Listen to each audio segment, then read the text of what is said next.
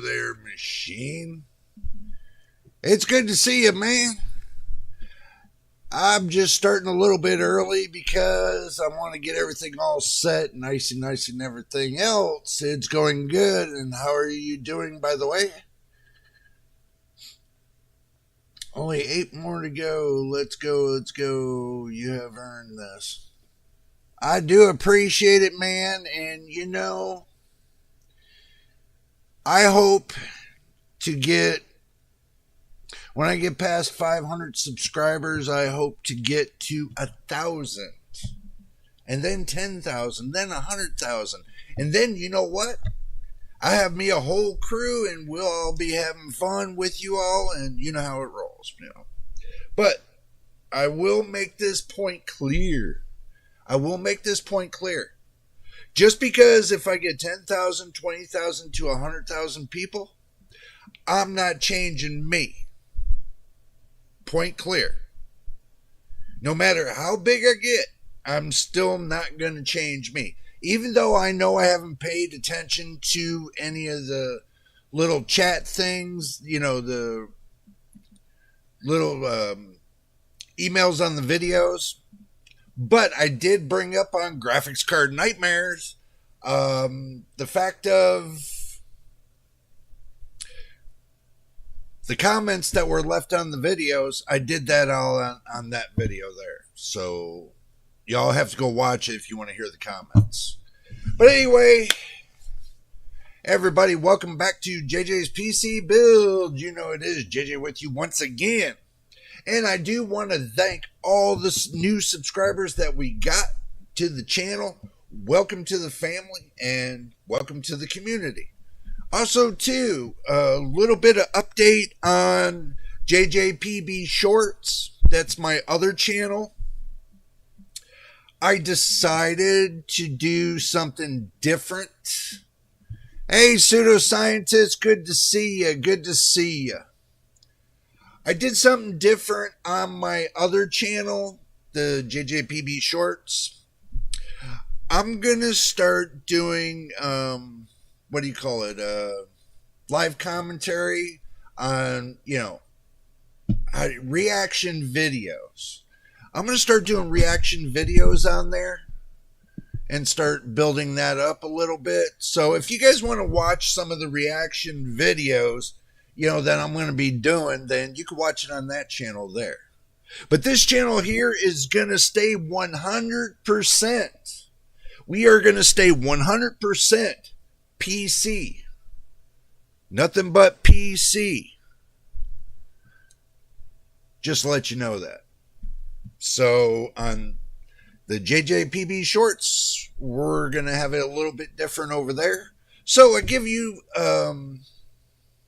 a little bit of best of both worlds. A lot of people like watching reaction videos. Okay, so I said to myself, why not do some reaction videos and do some PC videos as well? Do a little bit of both. I know it sounds like I'm kind of splitting myself thin, but I'm balancing myself out between all three of my channels. Now, my third channel was supposed to be for gaming. We'll see how that goes. I'm still working on how I want to decide to do that one there. But I can tell you, I got the first two in line. First one is my main channel. This is always going to be my main channel, just to let you guys know. I'm always going to make this my main channel. Now, with the reaction channel, that's going to be my secondary channel. That's going to be for a little bit of pastime, just to say. And don't forget your red, white, and blue, your Prime. Don't forget your red, white, and blue Prime. Yes, and I'm going to make this point clear. No, I'm not going to make the point clear. But somebody up in Canada said to me, at our 7-Eleven, we pay, what was it? Oh my God, I even forgot what they said. So we're going to go back and I'm going to read what they said. Alrighty. Let's see. Comments. Let's go back to the comments really quick. Give me a second, guys. I'm looking. I'm kind of discombobulated today. Let's see. Where'd that comment go? Oh my God. I am losing my mind. 13 microcode. That's why I couldn't find it. Because everybody's done wrapped up the comment section. There it is.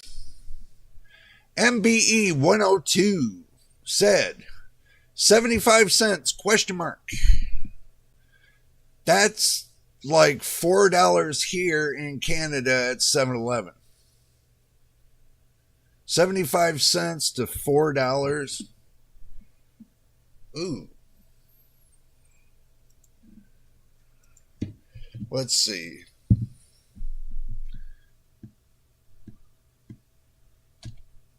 USA to currency.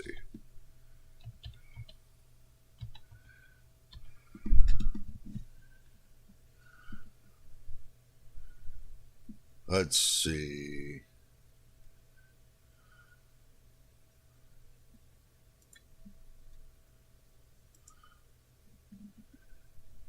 Oh, it's not going to be nice. Okay, so we'll do this and see what it is. 0.75 cents. I know I'm sounding like I'm stupid. Okay, so it's $1.03 for 75 cents. Well, that's not $4. Come on, guys.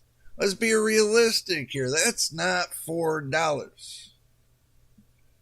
75 cents in U.S. money is not $4. It's $1.03. So it's only 25 cents in Canadian money. Well, 28 cents in Canadian money in the exchange. So, okay. Now we're getting back to realistic. Realistic. Well, thanks, machine. Yeah, it's $1.03. So it's about 28 cents more over there than it is here. Oh, I didn't get to what we were talking about, guys. I forgot to tell you that. I was just, okay, pseudoscientist, listen to me.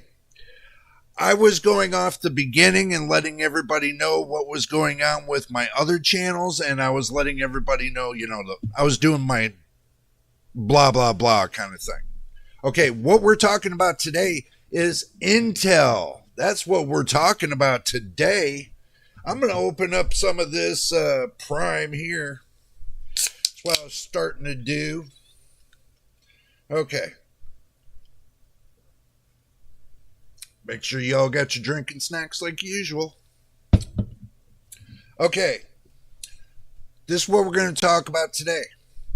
Intel. It seems everybody's getting their butt bent over backwards about Intel. It seems different reviewers, other than me, Intel has lied to everybody.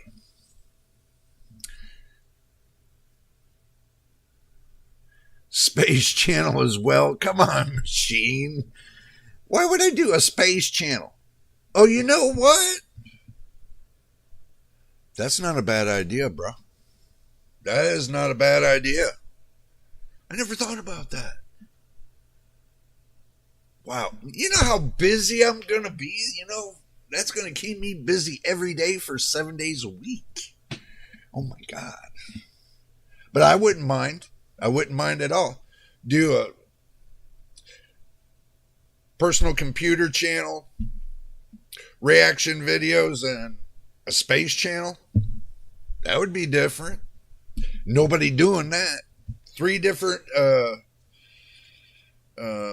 niches. Yeah, I could see it. Okay.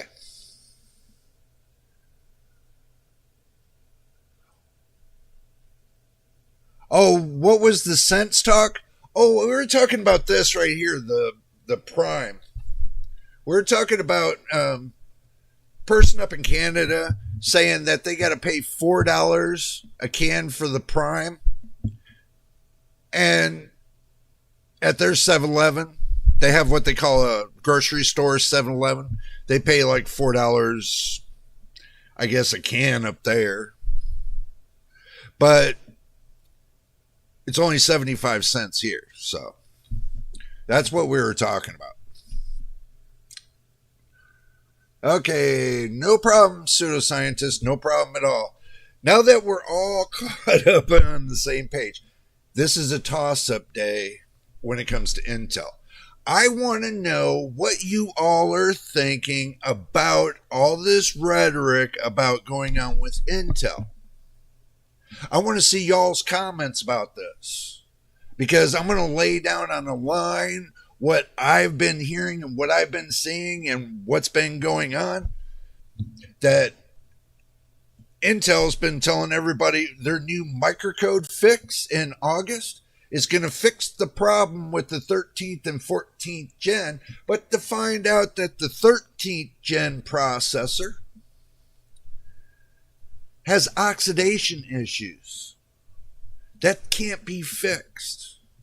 So if you got a 13th gen and you have problems with it, RMA the goddamn thing back to Intel.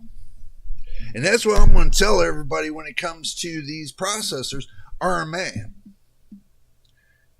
Send them right back to them. Get your money back. Get yourself an AMD processor. Guess what? The video's over with. That's it. Live stream's over, guys. Just kidding, just kidding, just kidding. It's not over with. Just yet. I mean, I'm going to tell you, I bought the 2nd gen. I bought a 4th gen. And I bought an 8th gen. I never had no problem with them. It's only going up to the 13th and 14th gen, and some people are saying the Alder Lake as well as infected with some kind of microcode buggy. So, I'll check. Okay, I'll do that really quick then. We'll go ahead and just pop it up here. Yeah. Okay. Fuck, man, they keep popping everything at me. Oh, okay. Let's see. All right, thank you, machine. This says it's official. Intel will not issue recall for its falling 13th and 14th gen CPUs, despite the problem being much bigger than initially thought. The company was approached by The Verge, and the answers to the questions asked are not looking great.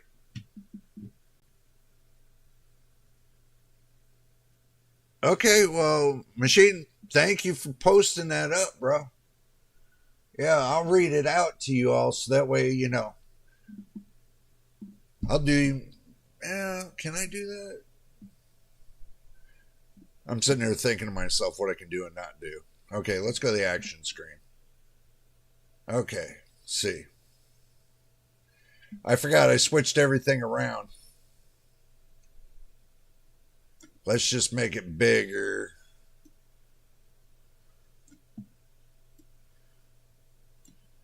There we go.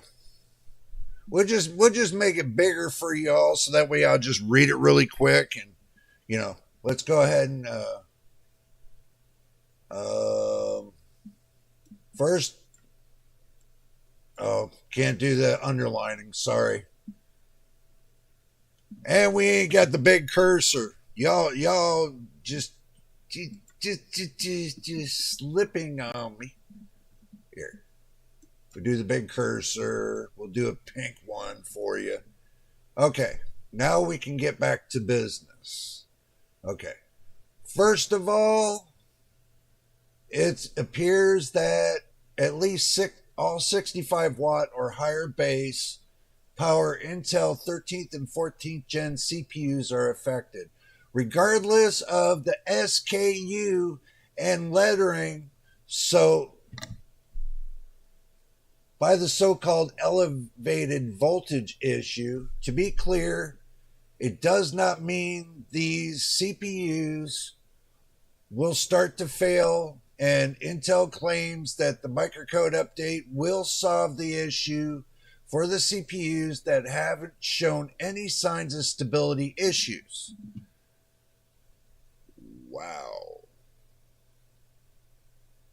So you're telling me that if they haven't exhibited any stability issues, the new microcode patch that you have to do through your BIOS software, okay, understand what I'm saying, that you have to do through your BIOS firmware update, you have to update your motherboard in order for the microcode to work correctly if the CPU's not infected.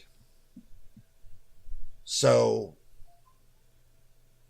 however, the Intel is not promising instability improvements. Well, we know that. But it's asking those with stability issues to contact customer support. Well, what's customer support going to do if it comes back to the fact that they're not recalling the CPU? And that's a double-edged sword. So basically, they're not recalling it, but they're telling you to contact customer support so they can rub your nose right into, a bag of dog poo, saying, we ain't going to give you nothing, basically. The patch is, on the other hand, expected to solve it for new CPUs, but that doesn't help those that are already experiencing stability issues. Okay, the only time I saw this was back years ago when they had stability issues and everything else because of the microcoding. Somebody hacked, what was it, either Intel or something like that. I can't remember, but I'm going to tell you, I thought the microcoding was baked into the processor, under my understanding. They put everything on a permanent chip and it's all baked into the CPU itself.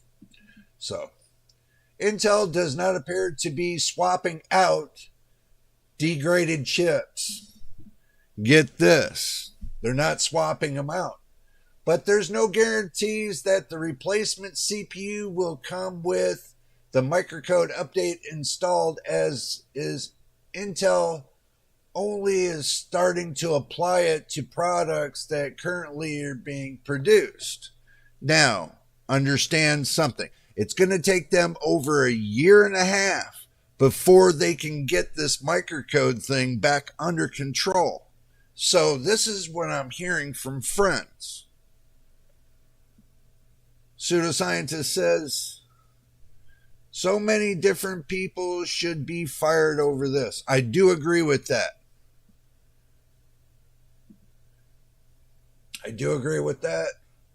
The company has also asked all of its OEM partners to apply the update before shipping out the new products. But this is likely to happen until sometime early mid-August, according to Intel. It's also unclear when the BIOS UEFI updates will be available for end users from the motherboard manufacturers, since this is only way to install microcode update as a consumer. So you only get one shot at it. You screw it up, you burn your motherboard. Now that's going to be another issue. We'll talk about that in a minute. Intel has not gone on record to say if it'll extend the warranty of the affected products, nor did the company provide any details about what kind of information the consumers have to provide to the consumer support to be able to RMA a faulty CPU. Intel will not halt sales of the affected CPUs either, which means that if you're planning to or are in the middle of building a system, I hope not, using said CPUs, you might want to wait with using it until a UEFI BIOS with the microcode update is in. It's available for your motherboard. There are more details over at The Verge.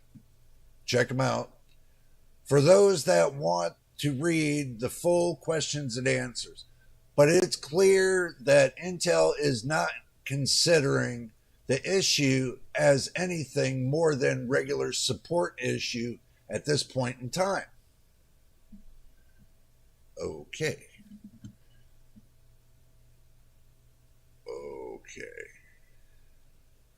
Interesting. Okay. Sorry. My brain kind of floated for a moment. That's a lot of information to really think about right there. Oh, wow. So, this is not looking good for Intel. Most won't even have heard about all this mess. True. If you get a pre-built PC and you don't remember if it's Intel or AMD, 9 out of 10 chances you're going to use it until it breaks, and then you're going to contact your PC, the PC builder, or go that route before you decide. Because if you don't build PCs, then yeah, you're never going to know if your Hewlett Packard or your Dell or your Livono or whatever has any faults. So you're not going to know until the last minute, until it goes kaput. Just to say.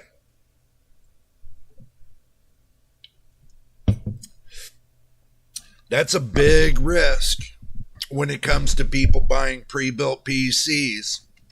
And that's the reason why I always said it's cheaper to build your own PC and learn to build it. And that way you know what you're dealing with. So, check Discord one more time, Jay. What if you are not in warranty? Okay.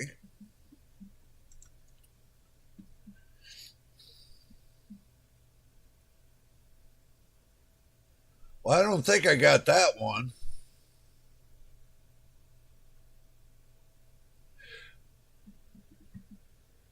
Machine, my AMD processor is in warranty. Full 5-year warranty. AMD, I got 3 years with Amazon, and I got 2 years with the factory warranty. So I got 5 years.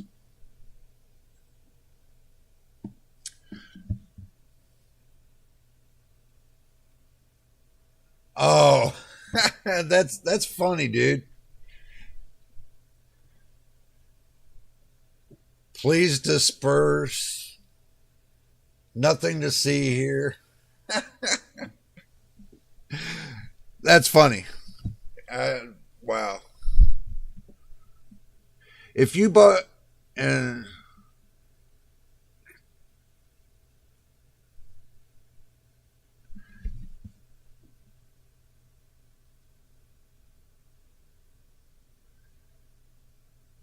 if you bought a pre-built, is what you're saying, you only get a year?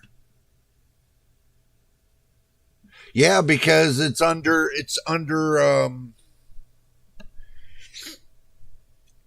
it's under their warranty. See, when you buy a pre-built from a manufacturer, you're under their warranty. They're not, see, at that point, AMD, Intel, or whatever the manufacturer is of those parts are not responsible. It's only the builder of that computer is responsible at that point. So yeah,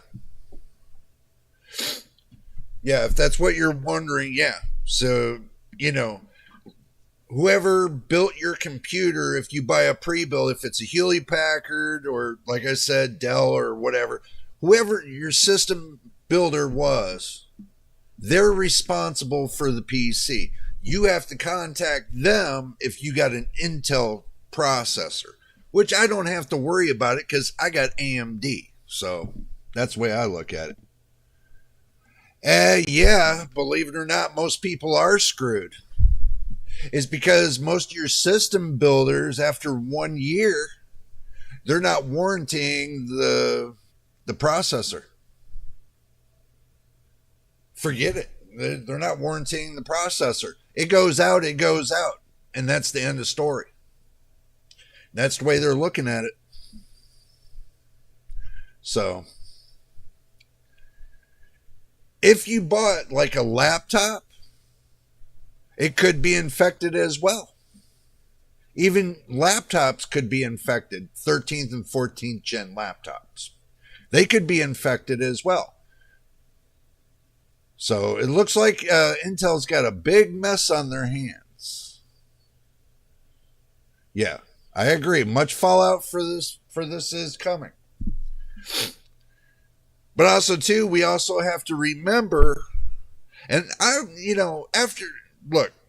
the late 80s, I had that problem with Intel. I'm going to tell you, when it came up to, what was it, 2016, 2018, I was flip-flopping back and forth between AMD and Intel. But when it got around 2018, that's when I made the switch to AMD. And I stayed with AMD all this time. Their CPUs are set on one-time drivers, so you never have to worry about the driver skew with them. Back then, Intel was switching the drivers every year. So it made it more difficult on your CPU for it to stay stable. So some people just went, after a period of time, they just went to AMD. Said screw it. Okay, pseudoscientist says, so much fallout coming in this mess. Yeah, I do agree. We already said that, but thank God I have a 7700X and did not get the 13600K. It was one or the other when I bought mine. Well, I never had the fascination with Intel. Everybody was saying, go with Intel, go with Intel, go with Intel. And then turn around, Intel has these microcode issues. This is not the first time. And everybody's like, oh yeah, it is the first time. No, it's not the first time. This is not the first time they had this microcoding issue. This has been a result that's been going on and on and on. 1 minute they have it, then they fix it. 1 minute they have it, then they fix it. Now they got an oxidation problem with their CPUs. What next? So, what next? What could be next? Intel made it a year and a half. They were hoping to get a few more months left. New CPUs now. Yeah, I don't even, like I said, Arrow Lake, I'm not giving no hopes and dreams from it. This must be the reason why that they launched these Bartlett S processors out there. The ones that just got the performance cores and no efficiency cores. They were sneaking those under the water. They were sneaking them in there so people would have something to fall back on. Get to the truth of the matter.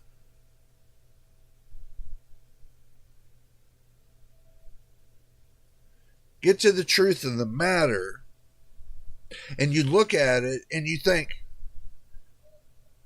is it because they changed the platform of hyper-threading that they're having these issues now with the coding?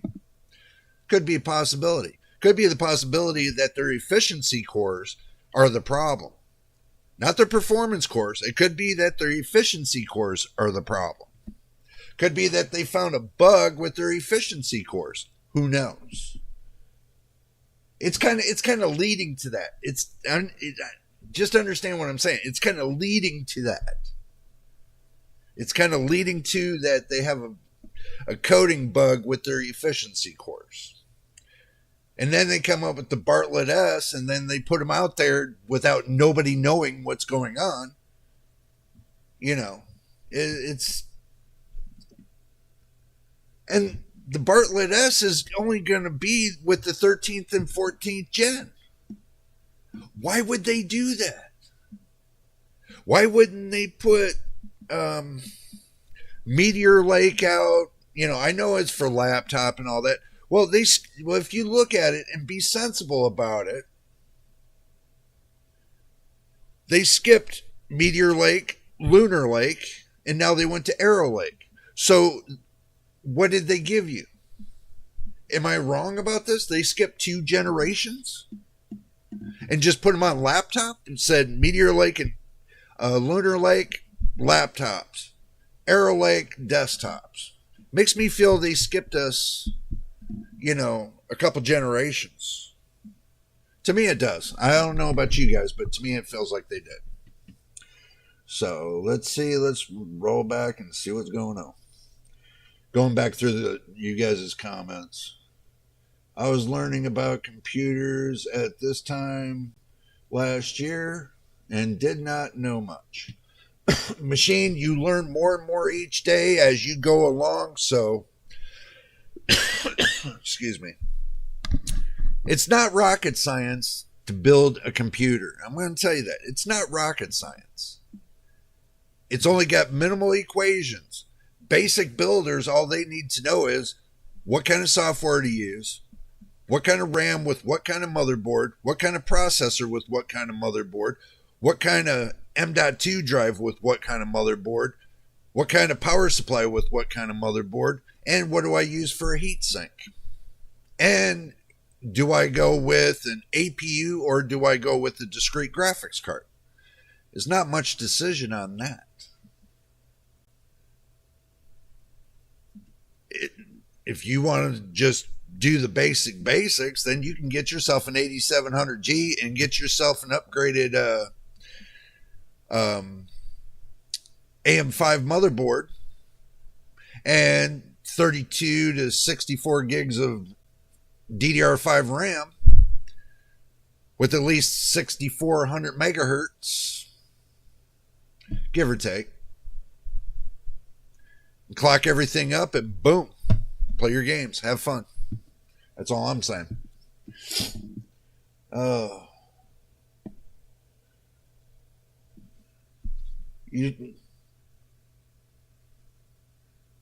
You say, machine, I got lucky. I only got the AMD CPU because I had a Radeon GPU. Well, usually a lot of people stay, if they're going to build an AMD system, they stay with an AMD processor and they put an AMD GPU in there and they call it a day. Or if you like to shake things up, the way they used to have it is where you buy an Intel processor with an NVIDIA graphics card and call it a day.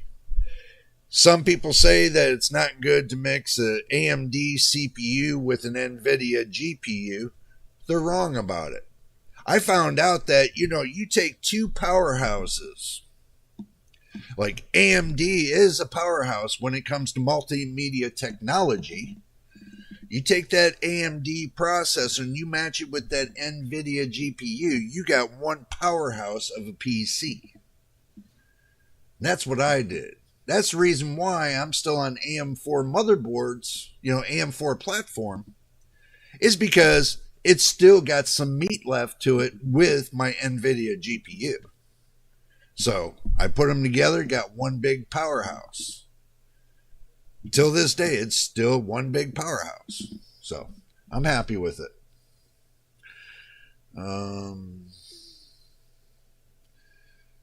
I got lucky.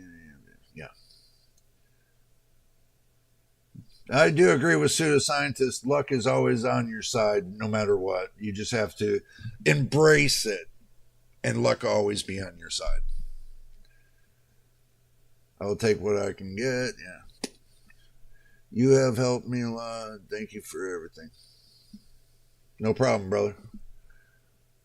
I've been researching for a year or 3, and I was going to go buy Intel. Now I don't know. Well, I'm going to tell you, I've been doing my research for 30 plus years. I can't remember if it's 34, 35, or 36. It's been that long, so I can tell you when the 286 processor up till today's processor, when it comes to it, I'm going to put my money on AMD CPUs any day. That's going to be you want honesty, there's honesty. I'm going to put my money on an AMD CPU before I do an Intel. Just saying. I only have 2 choices now, the 7800X3D or the i9 2900K, or wait for the new tech. Brother, hear me out. Wait for the new tech. Wait for the next gen. If you can get by, and understand this, if you can get by for right now until the new tech comes out, save your money. Save your money. I'm going to be dead honest with you. Save your money. But here's another problem that I'm having. Here's another issue I'm having. AMD. They were supposed to launch July the 31st, the new 9000 series processors. But they found I think they said a stability issue, or it wasn't operating correctly, the AMD CPUs for the 9000 series. So they moved it up. The 9600X and 9700X are going to be launched on the 8th of August, and the 99 and 9950X are going to be launched on the 15th of August. So keep that in mind. I think that's the reason why machine that they postponed the launch of those CPUs was the matter of the fact is because that one Italian dude over in Europe, he got his hands on, what was it, 9700X, 9900X. He got his hands on 9900X, and he ran that up against the 7800X3D. And it seems the 7800X3D was doing better than the 9900X. I think what happened is that because he got it from Amazon, and they weren't supposed to launch those right then and there. That went way beyond because there's a testing time that you have to have, and you have to go by the launch dates. And it seems Amazon slipped up and they sent the processor to the dude. He tested it out and found out the 7800X3D was faster than the 9900X. So AMD put the brakes on everything and said, whoa, we need to fix this because we told everybody that the 9700X was faster than the 7800X3D. So they had to put the brakes on it, fix what the problem is, and launch it at a later date, which was August 8th into the August the 15th. So, wow, all this information that just swirls in my mind, man. It's like unbelievable. Let's see.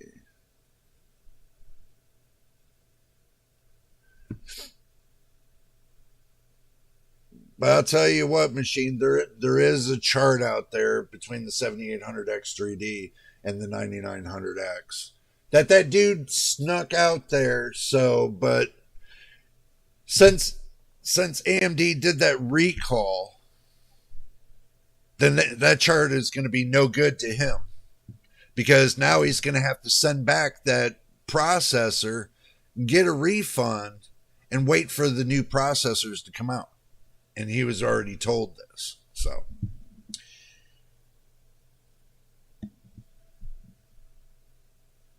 the 9900X for me, less power, a little bit more performance, but the price will be very high. Yeah, I agree with you. How could he have drivers for it already? Bro. The drivers have been out all this time. The drivers have been out. Anybody can use basic drivers with a CPU. Microsoft has basic drivers for any CPU codes that come out, because AMD and Intel have to give Microsoft the coding in order for them to do the updates for, it's all working hand in hand. So when you get a Microsoft update, it's not just because it goes for, critical, stuff that's out there and blah, blah, blah. There are some CPU updates that they put in there as well. So, yeah. It could have already been issued to you and you never noticed it. Could have went into, swam behind the background. So, the 9900X. But like I said, with the coding and stuff, they have to send codes to Microsoft in order for the CPU to work on your system. Okay.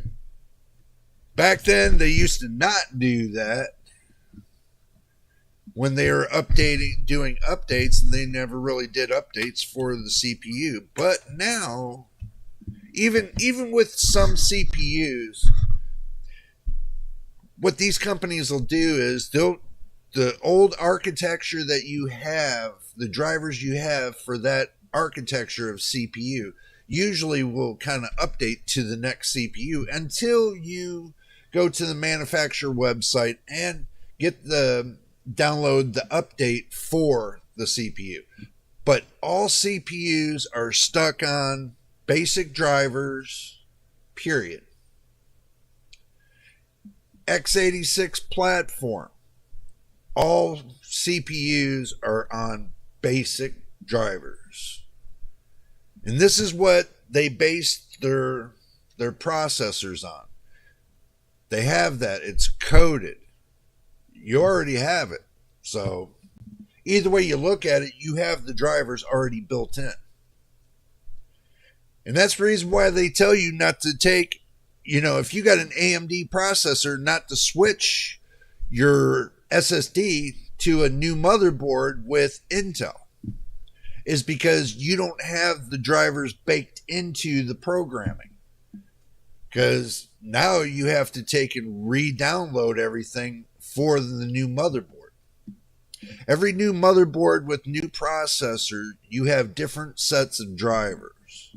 So in order for you to get the right set of drivers for the motherboard, because the motherboard is the key. So, bam, it's just when you go to upgrade your processor, nothing really changes when it comes to, software, when it comes to your CPU. Because if you're just upgrading your CPU to a higher CPU, drivers don't change. Not unless they got a microcode bug like Intel and they need to update the BIOS because of the processor. So, but it's kind of screwy-looey. It's kind of a crapshoot. It's kind of confusing to everybody, and they're like, whoa, man. I've had so many people tell me this is so confusing that they would say they would rather just get a pre-built and be done. I'd say, yeah, go get a pre-built. But the thing is you don't know the hardware that's inside your pre-built in order to play your games. I'm like that. You don't know what's inside your PC because certain games require certain levels of hardware. And if you don't understand your hardware, you won't be able to play those levels of games. Okay, now let's get back to reading. Pseudoscientist says, would you ever buy a KF version of Intel CPUs, no integrated graphics? A KF version or a F version? See, you could buy two different versions. Well, you could buy three different versions if I remember right. You got the ones without the KF or the F. You got the ones with the F. And you got the KF and F. That basically means they're locked. If it's a KF, it'll be unlocked. If it's just an F or no lettering, then it'll most likely be locked. But you're still at risk when you buy a locked CPU is because you don't know what's been set for the parameters inside of the pre-built for that motherboard. You don't know what they have set for the limits.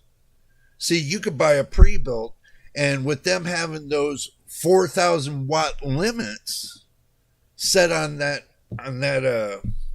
processor, just think about it like this. You get yourself a pre-built with a locked processor, you turn around, you turn it on, and guess what happens? After 3 minutes, it shuts down, and you can't figure out why. Now you're stuck back into this loop. The reason why it shut down is because, one, it pulled too much power in the beginning, which always happens when you boot up Windows. It pulls at least 50% of the load off of your CPU just to load Windows. Now, with Intel having everything unlocked and not locking the parameters with the microcode, locking the parameters of the CPU, it just runs wild. It'll run it all the way up to the max and go beyond, and guess what? Your CPU overheats and your PC shuts down. Basically what it happens. And with these motherboard manufacturers like Dell, Hewlett Packard, and all them, they use them box coolers. Those small little dinky box coolers that can't handle the heat, that are only rated for 90 watts, and you're pulling your processor up to 253 watts off of that little dinky box cooler. Wow. And 9 out of 10 chances you could blow the VRMs right out of your motherboard pulling that much power. it's very shaky. It is a very shaky thing. So, pre-builts always have messed up tech choices. Yeah, they do. I do agree with that. All the K versions are sold out. Now sure if more are coming. I can tell you, I would rather you get yourself something that's gonna rock and give you what you need.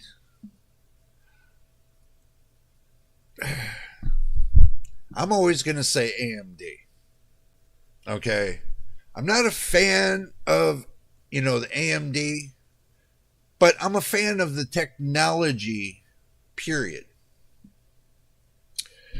When it comes to AMD and their processors, I'm a fan of it. Is because of the technology they use. It's totally different now than what Intel is using. And somebody did bring this point up to me. They're not under the patent laws and everything else, and they split the patent between Intel and AMD, which is true. I went and looked it up the other day, and it seems that AMD is doing their own thing and Intel is doing their own thing. That's the reason why you got certain motherboards that run AMD and you got certain motherboards that run Intel. It's because they split between the two. So, looking at it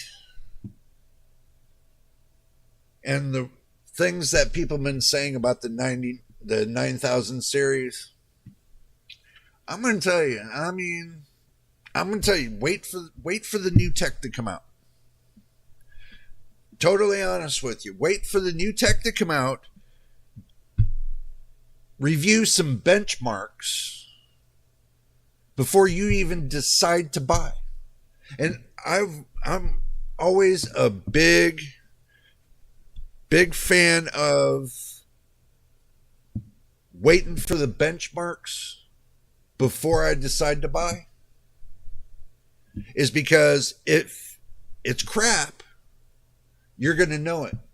If it's good, you're going to know it. So either way, when them benchmarks come out, you're going to know if it's crap or good. So that's the best thing I can tell you to do is wait. Even on your GPUs, wait. There's a crap load of tech coming out for next generation. So right now at this point, I would say wait. Motherboards, graphics cards, CPUs, even RAM, new type of RAMs coming out. New SSDs are coming out. Bigger and better SSDs are supposed to be coming out. And they're supposed to be coming out at a cheaper price. I know we all struggled with, paying $120 for 2 terabyte SSD. Well, can imagine paying the same price for a 16 terabyte SSD. This happened when they did it with the regular hard drives. Same crap. They would come out with something new about every month or two, until they got to a certain point to where, the storage was plentiful. But now the storage is not plentiful because of the new games that are coming out are requiring bigger hard drives. So, and they're not going to make you pay tons of money for bigger hard drives, not unless they want to lose business. And they know this. So they're working on terabyte hard drives. We're in the gigabytes right now. They're working on terabytes. So when they start building like 20 to 100 terabyte, 200 terabyte, 900 terabyte hard drives, then we're going to be working our way up into petabytes. So Just saying. Just hang loose. All the K versions are sold. Yeah, we talked. Okay. My only hang up with AMD CPUs is the losers I argue in the comment section. So, let me explain this to you. Somebody's got an AM5 motherboard. Okay, faster than mine. And I've already had this in the comment section. They're trying to wonder how my AM4 motherboard is faster than their AM5 motherboard. And they're asking me, and they got the same GPU that I got, but I'm getting more FPS than they are. How's that possible? Maybe because if you learn to stretch your legs of your processor, you won't need a processor as fast as you think you're going to need it. And that's what I keep telling everybody. Your processor, you're only using between 15 and 30%. You have a 100% mark. Even if you push your processor up to 90%, you still got an extra 10% before, you're going to need an upgrade on your CPU. Unless you're hitting over I would say 70%. Okay. If you're hitting anything over 70% on your processor, when you're playing your games, you're hitting over 70%, then it's time to upgrade your CPU. Okay. In the meantime, if you're only hitting between 15 and 30 and 40 or 50%, that's only one half. 50% is only one half. You still get another 50%. So think about it. Why do you think I told everybody, well, I'm going to try to keep this as a 5-year system to where, I'm going to not update it anymore, this one, for 5 years. I still got 3.5 years to go, kind of thing. I'm saving my money. So am I so far? I have no choice, or not much. Well, pseudoscientist, what kind of processor do you have? Start there. If you're running something that's lower than Zen 3 on AMD, or something that's lower than 8th gen on Intel, I can see that. I can see why you're saying you don't have a choice. But if you're running above those marks, like if you're even if you're running at Zen 2, I mean, you could be running a 3600X Zen 2 processor. I prefer the Zen 3, or you could get Zen 4 7000 series, or Zen 5 8000 series, or Zen 6 9000 series. It's up to you. Got many to choose from.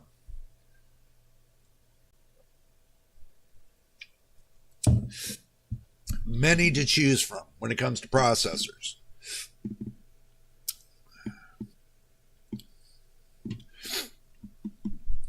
But if it's a matter of you wanting to save your money, I would save your money. If it's not on a dire strait, I need this kind of thing, then I wouldn't worry about it.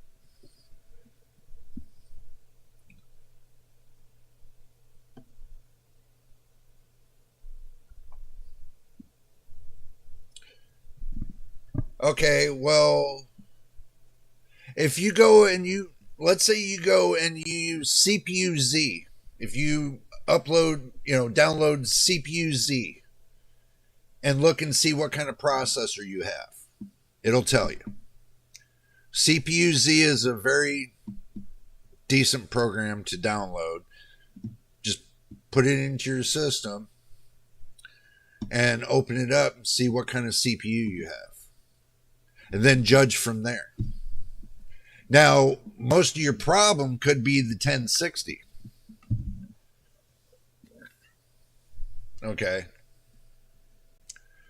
Most of your problem can be your 1060. Because if you do remember, I did say quite a few months ago back, you probably haven't watched, need to watch my videos, because I do put out reminders that when they discontinue a GPU or a CPU, I do put it out there. So make sure you're watching the videos. Yep, pretty much would. I've already bought a new 4080 4 terabyte M.2, a 420. Wow, that's big. 420 liquid cooler, lights and etc. I was about to buy a motherboard, CPU, and RAM, and all hell broke loose with the tech world. Okay, well, I see you're a fan of Intel. I do see that you're a fan of Intel, but even I can tell you, Gamers Nexus, Jay's 2 Cents, Bill Zoid, many, I can tell you about maybe almost 15 to 20 reviewers that I know of are saying do not buy Intel right now. I can tell you that firsthand.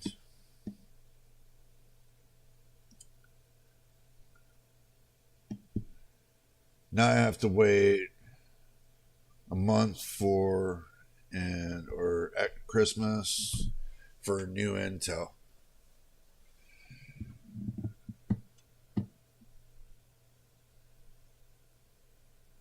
Okay, well,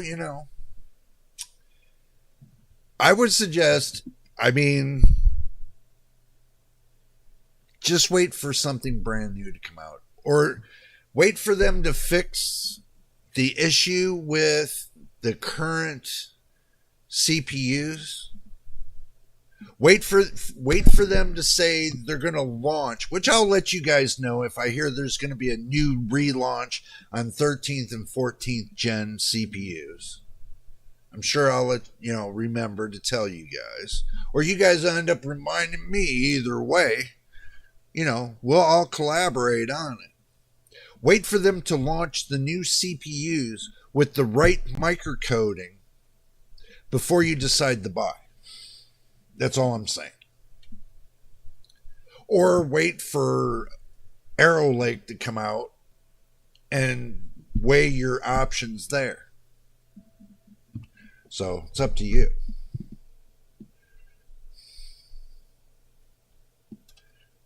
I wanted a good monitor, play with AI art.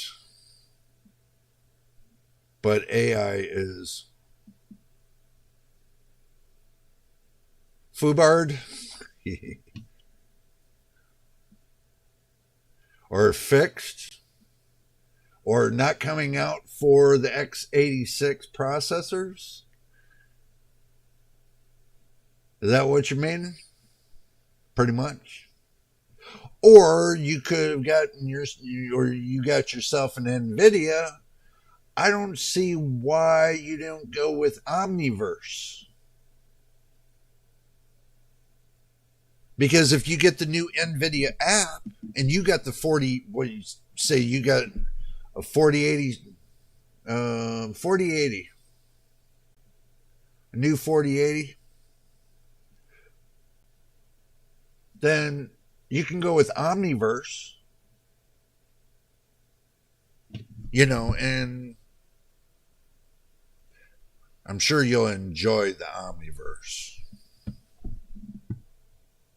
I bought a 13900 KS and took it back. I will never buy 13th and 14th gen again. Okay. Now, this is going to be the thing for you. Gaming, you can use an X3D chip.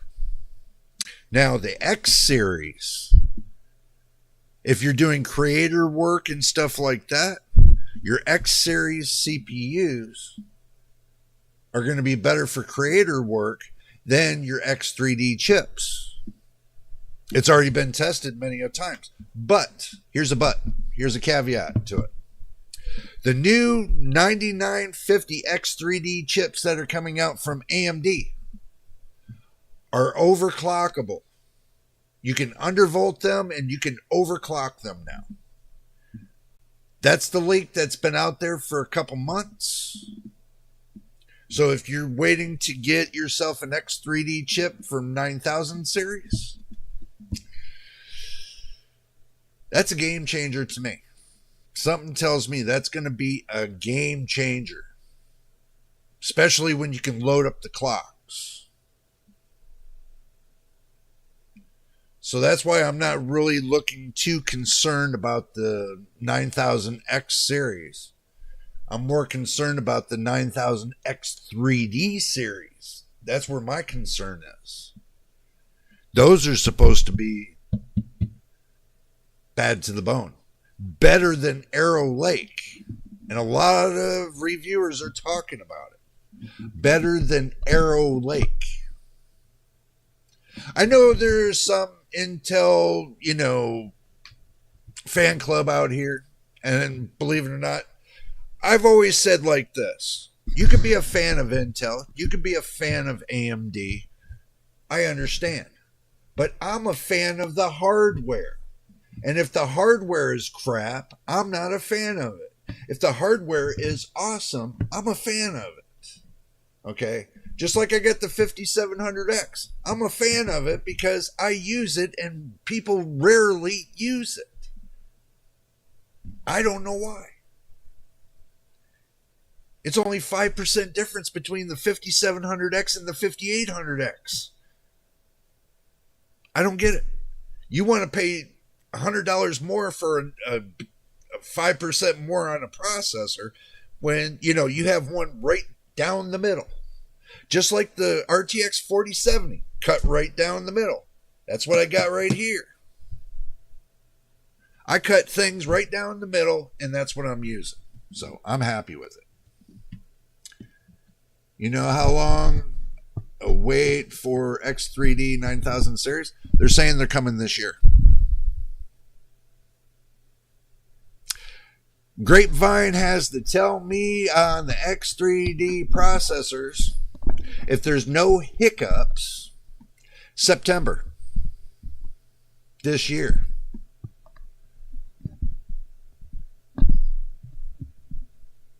If there's no hiccups.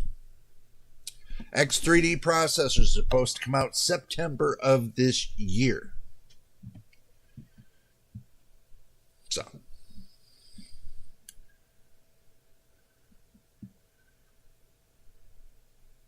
Yeah, machine.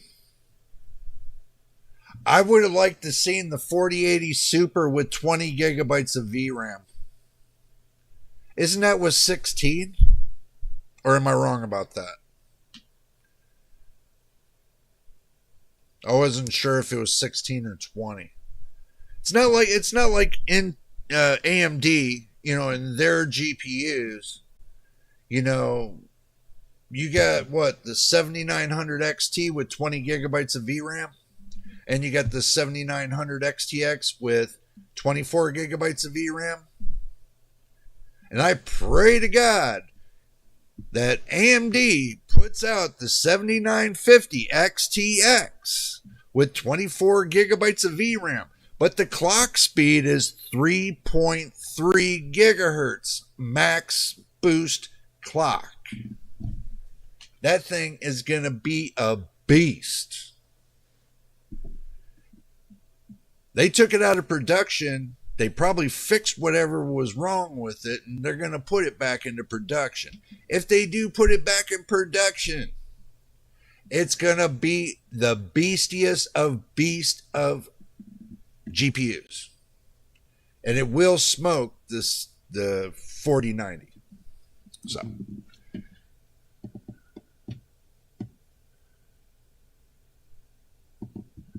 Okay. I got this PC to last 8 years. Was building this overclock to last 6 to 8. Now I'm not. Now I'm not. Tech is falling apart. So should I have bought a 4070, then the 5070, and then the 6070?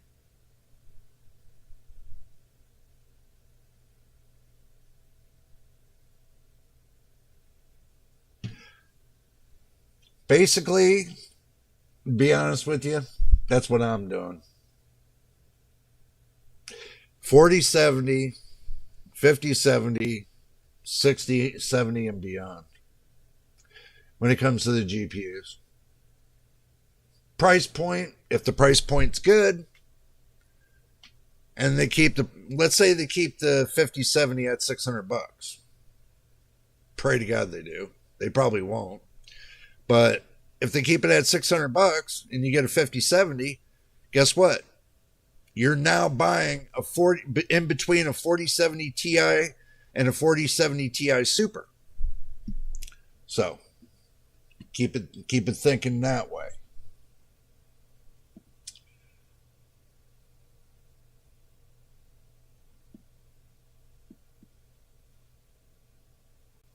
Yeah, I tried.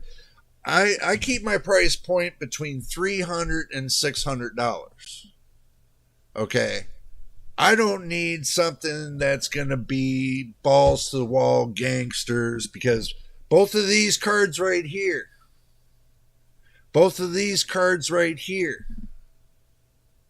this I got for $529. Now this has got 16 gigabytes of VRAM for $479.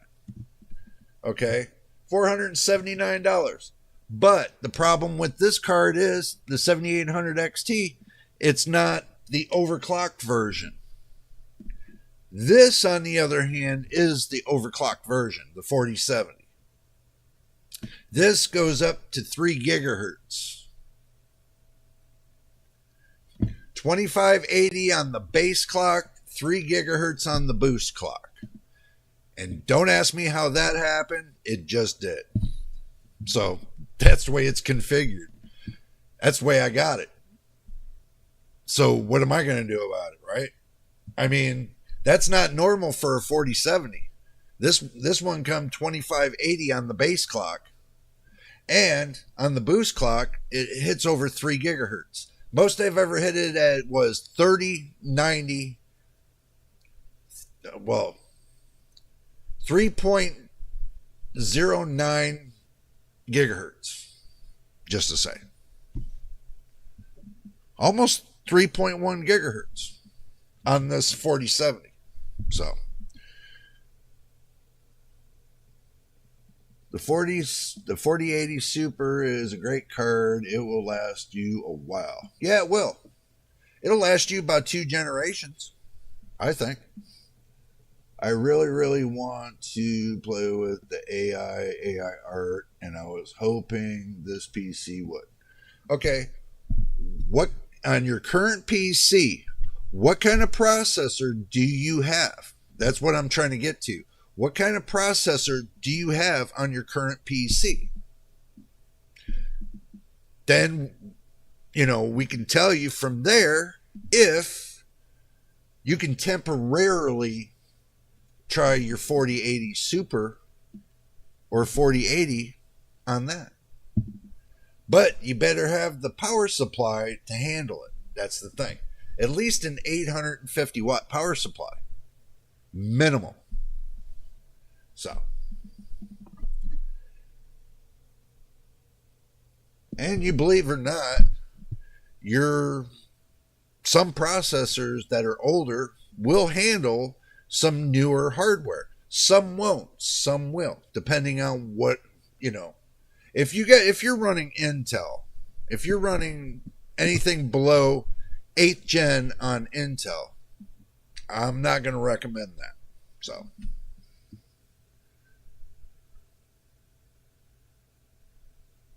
Oh, no, the new PC, new OC, new PC. Oh, okay. All right, well, I mean, it is what it is. But you have to decide if you really want to wait. This PC is barely running. Oh, I got you. I got you now. It's barely on its legs, and the processor's not going to handle the the consumption that the GPU is going to want. So basically, you're basically taking a 5500 processor and mixing it with the 4070 Ti, and it's barely scrimping and saving. I got you.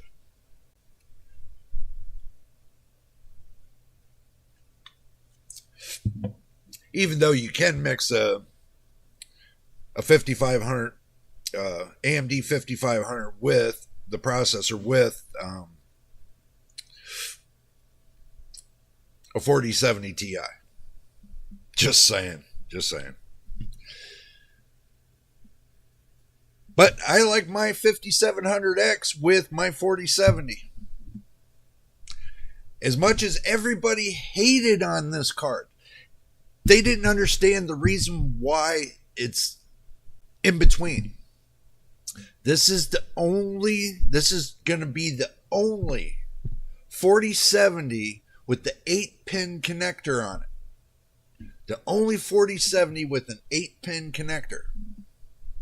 That means I don't have to run an expensive PSU. If I want, and I don't need extra power, I run 750 watts of PSU and I don't have to worry about anything. Even if I turn my processor and overclock it, I still don't need anything bigger than a 750 watt PSU. So I don't need to run to get me $1 million PC when it does the same thing that most PCs will do. That's the point I'm making to you, my friends. You don't need $1 million PC to do that three-dimensional kind of work. You really don't. I'll wait, but probably get a 12900K or 7800X 3D. I don't know if you want to do Alder Lake right now.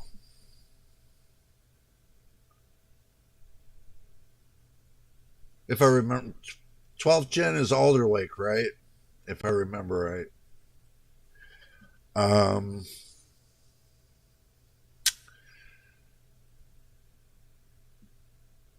I would not.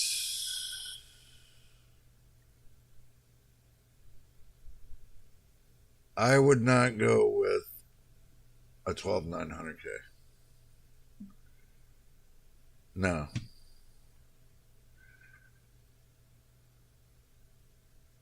I would recommend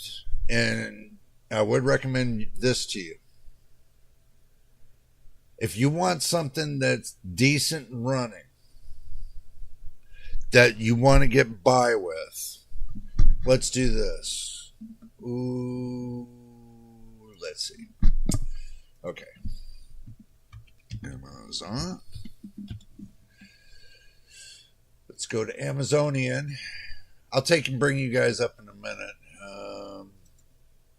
Let's see. Computers.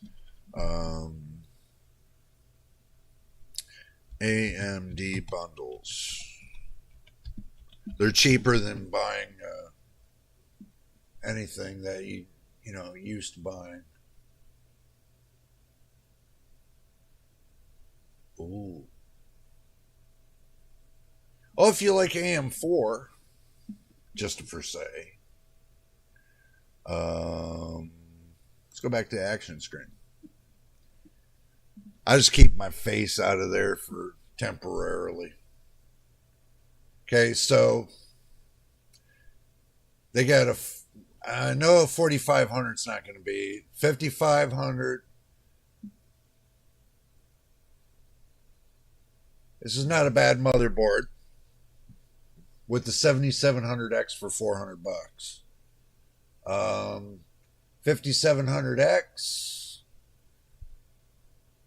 if you want to look at the difference between the two. 7700X is a better processor than the 5700X. So for like $20 more, you get a better motherboard and everything else. You know, if you want to go that route. They got a 5600X if you want to go back into AM4. They got it for less than $300. They got 670. That's just the. They got a B550 5800X, 8-core processor, 325. They got a 5600X with the B550 motherboard for $236. If you want to do on the cheap, just saying. Hello, MTBK. Good to see you. Good to see you. I'm just giving you guys an idea about the processor kind of deals. Let's say, and I know you ain't going to want to do AMD. I already know that. You ain't going to want to do it. See, this right here, I wouldn't pay that much for it. 4,500. No, I wouldn't pay that much for it either.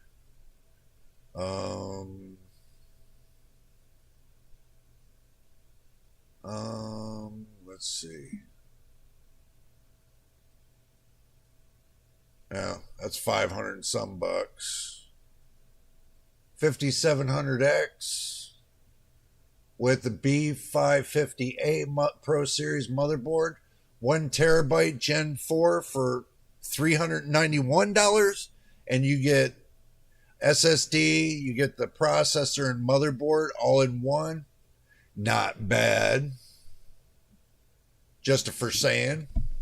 So, just to give you an idea, guys. That's all it is. Just to give you an idea. I wouldn't blame you about waiting for the new motherboards and, the 800 series motherboards and the new processors coming out. You might have a better path forward going that route. But here's the drill. Here's the path going forward, the drill. Zen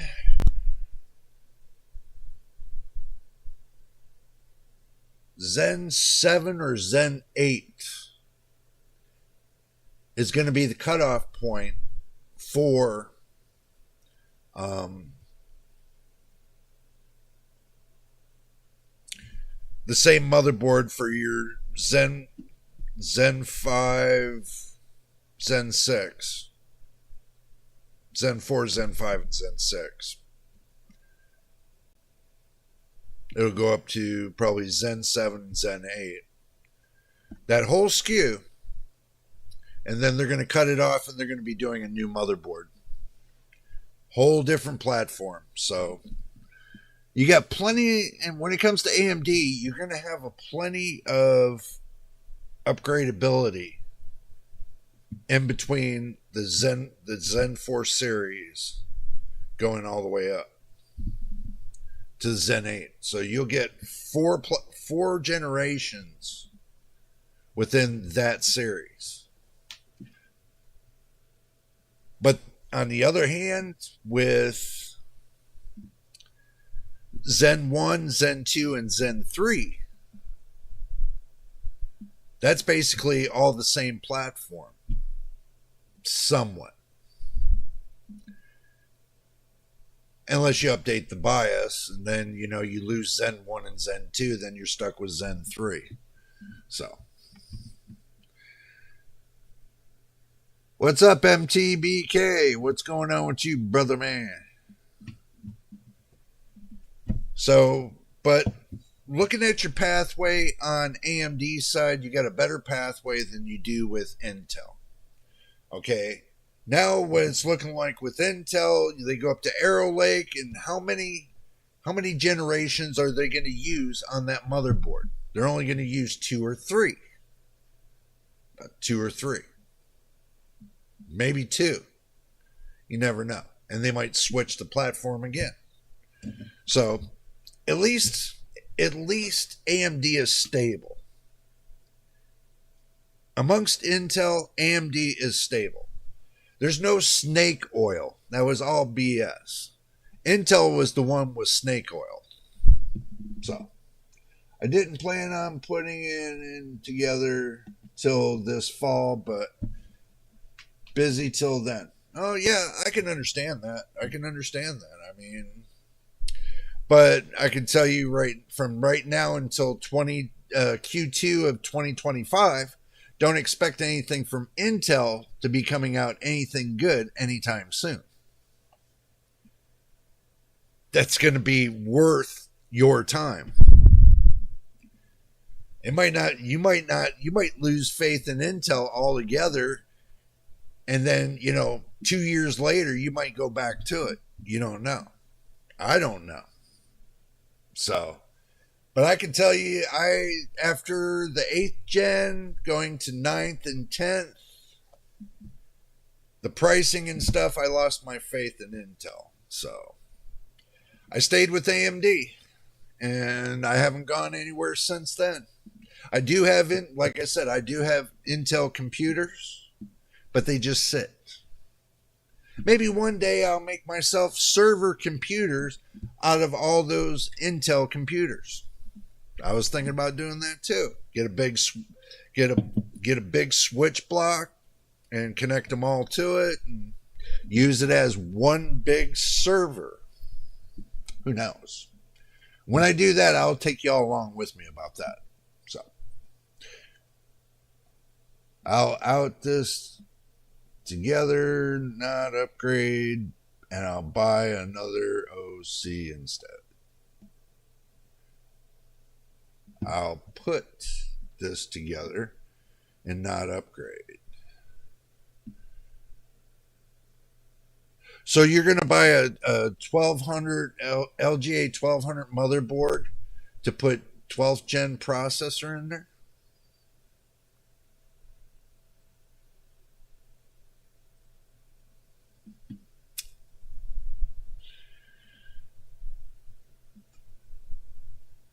That seems like a stretch. Wouldn't you be more sufficient to get yourself a 600 series motherboard with the VRMs at 12 to 14, 16 phase VRMs with the right heat sinks and everything else? And that way you can take and upgrade all the way up to a 9000 series on that same motherboard. Just to say. Because you could take 600 series motherboards. Decent, you get a decent one, and you can go all the way up to the 9000 series when it comes to the CPUs. You'll be saving a hell of a lot more money than you think. So,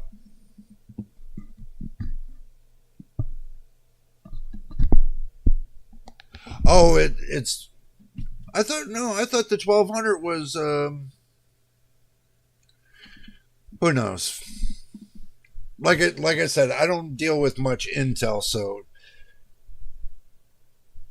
quote me if I'm wrong on it. That's not a problem.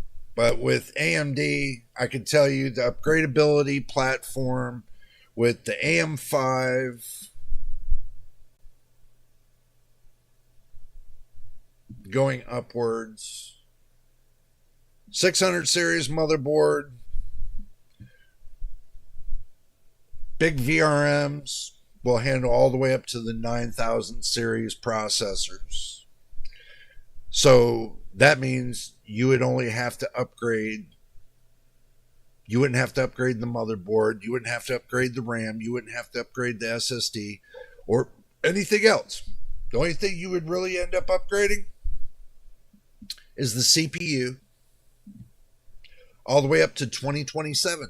If you wanted a bigger CPU, you can go that route and still be on a 600 series motherboard for $100.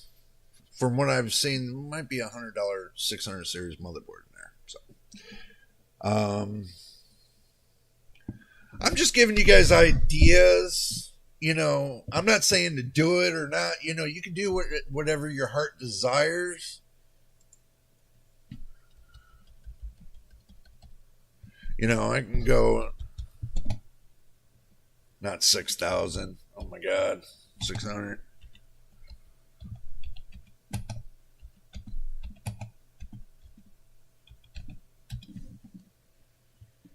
Okay, let's go back to the action screen. Okay, so basically, if you're looking for a motherboard, see, right here, this one's got, heat sinks. It's a B550 though. B550. B650 for 209. Let's see, 5000 series. Ryzen 7. Really? Wait a minute. That's $200.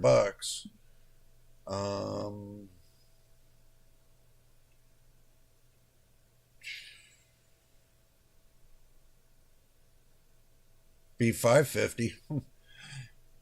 When's the last time you all seen a B550 motherboard cost $100? Right here, $100. And it's a gigabyte. You really think I'm going to do gigabyte? Really?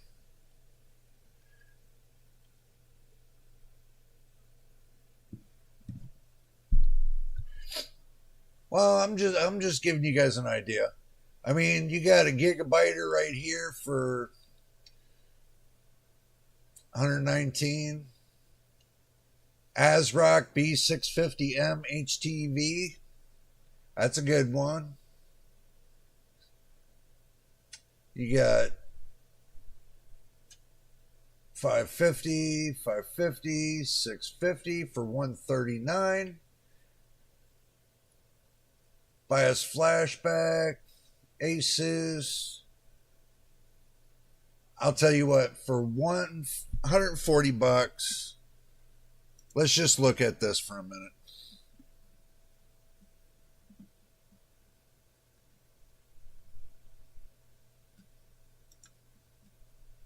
$6,400, which there's a BIOS update that you can get higher than $6,400.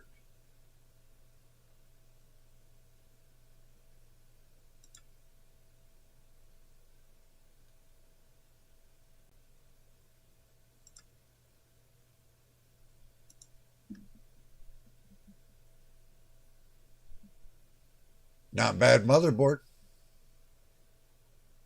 Not a bad motherboard. Well, I was just giving you guys an idea. That's all. I was just giving you guys an idea. Somebody that's, you got to understand too, if we get people that don't come on the stream, guys, and we get people that watch, because these are watchable. You can always go back and rewatch these videos again on the live streams. So people that watch on the live streams, I kind of give them a little bit of a, what's a good and what's bad and what's ugly kind of thing when it comes to, if you buy a motherboard or something like that, So it's not just you guys here. You remember, there's the world that sees this. The world that sees this. So if I embarrass myself, the world sees it. So that's okay. I don't mind. I'm used to it. Oh, and make sure y'all check out my shorts channel as well. Just giving you an idea. Getting back to the fact of Intel, are they going to actually fix the problems?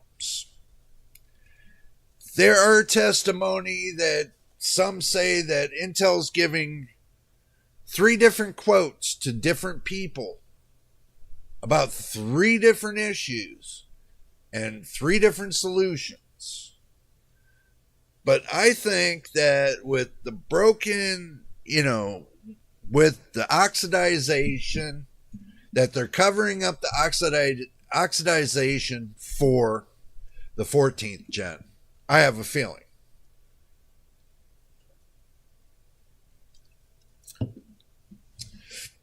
They say it was only limited to the 13th gen, but I think it was more or less to the 14th gen got infected as well. So, do I recommend Intel processors right now? No. Would I buy one myself? No. The processors I got, I know are stable, that are in the computers I got for Intel here. I know those are stable, as I've already benchmarked them. So, I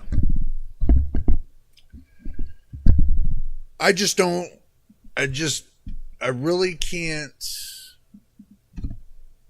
foresee.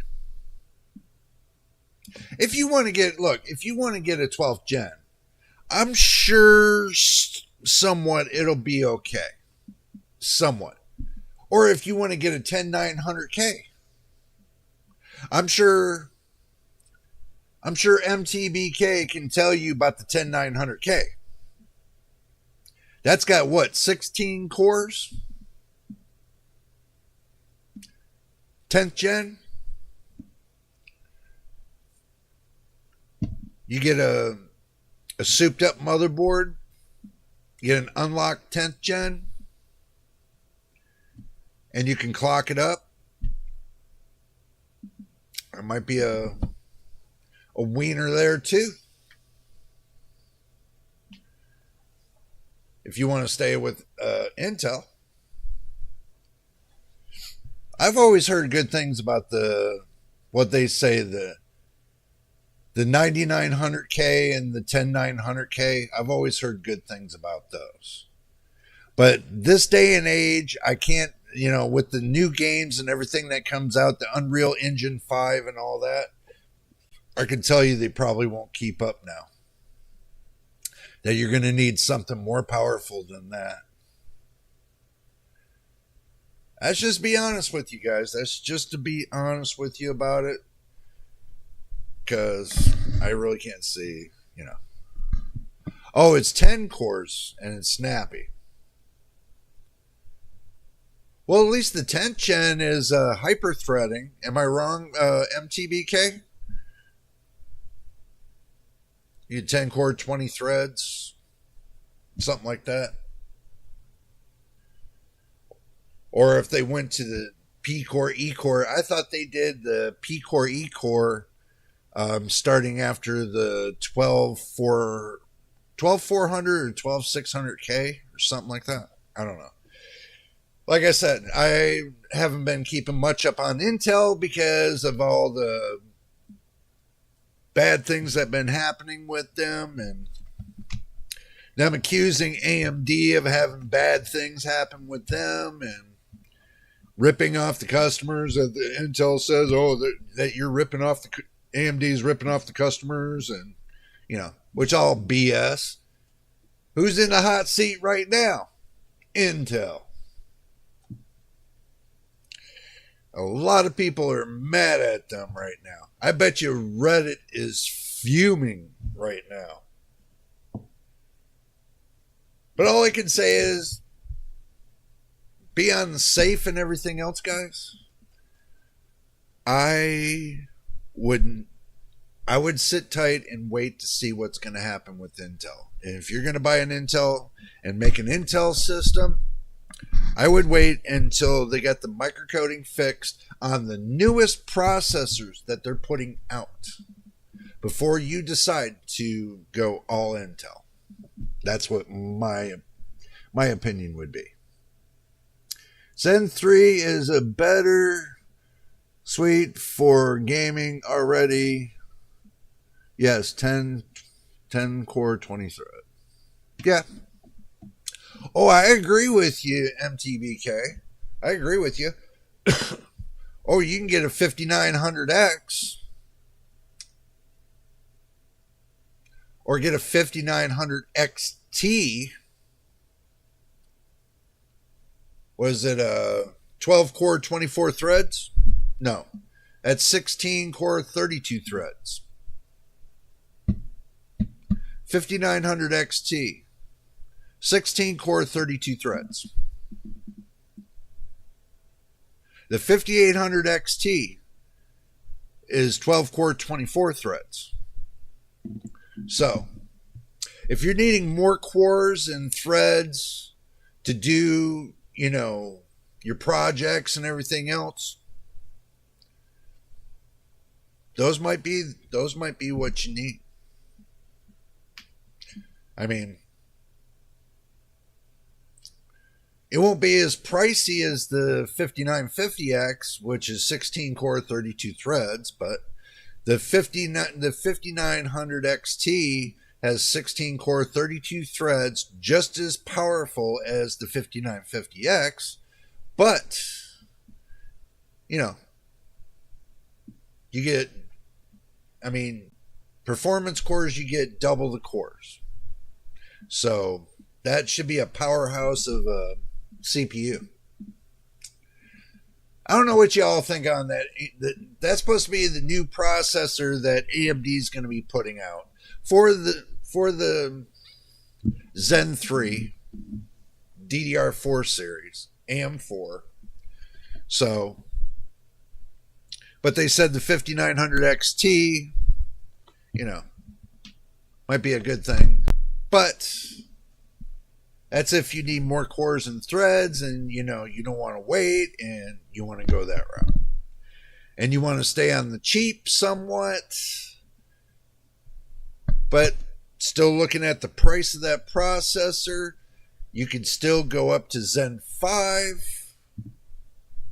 But if you got a Zen 4 system already and you got, enough VRMs and stuff on your motherboard, and all you got to do is change the processor, then I would just change the processor and carry it along for a couple more generations.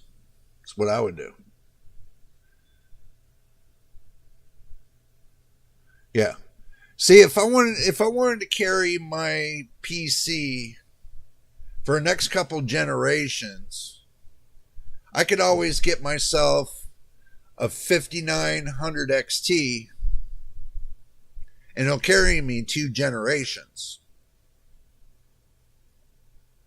5900 XT will plug into my motherboard.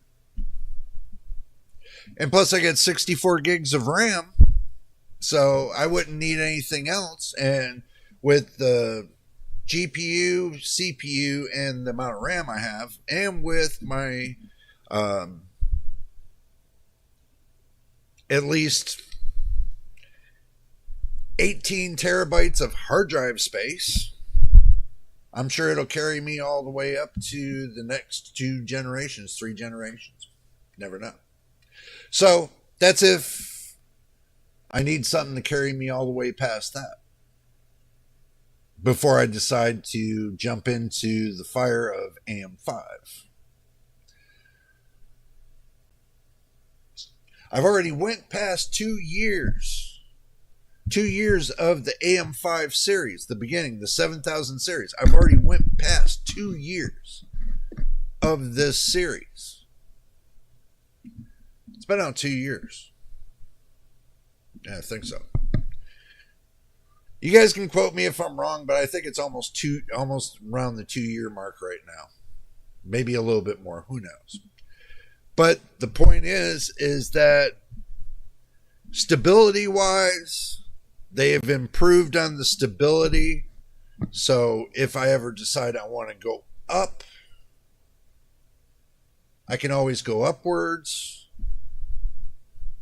And then I could probably go, put the 5900 XT in here, go all the way up past 2027, and then go up to that next generation. The new set of motherboards past 2027. So that was my initial thought of doing, because I'll spend let's see how much a 5900 XT is. Let's go backwards and see how much a 5900 XT is. 5900 XT.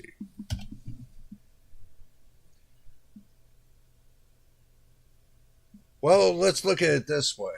Now, let me take you guys back to the action screen again. Okay, 5900X, 12 core, 24 threads, $262. Let's say $263.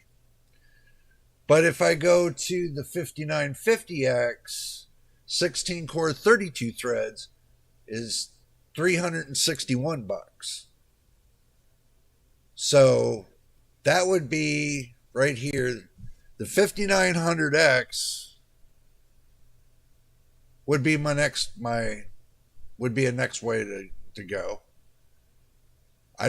This is only 5% faster. The 5800X is only 5% faster. So make no sense to going there. No sense of going here to the 5800X 3D, since I'm using more creator work than I am gaming.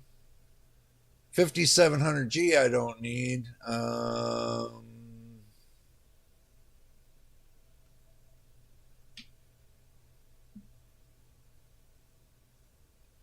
Wow.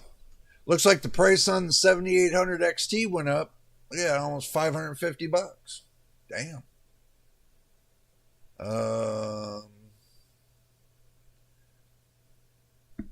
Okay. So, there. Even if I go to the 5900X, it's only $263. 262 is 263. So if I wanted to stay on my same platform,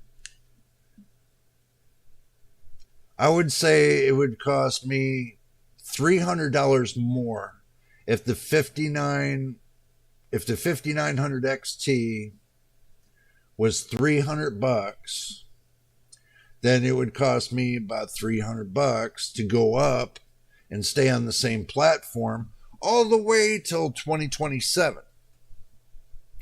Because remember, even though that they stopped supporting the processor, doesn't mean that the platform doesn't stop being supported. Platform will go 2 years after the end of support life. The motherboard will, before they discontinue BIOS updates. They'll give you like once a year BIOS updates once they discontinue the processor. So I'm gonna tell you,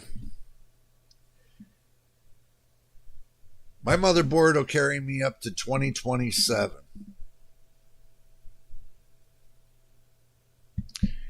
If I wanted to upgrade the processor to get more power to my GPU, I can do that. But for now, I don't really need to do that. So that's what I'm looking at. Now, if you're, guys, if you were stuck,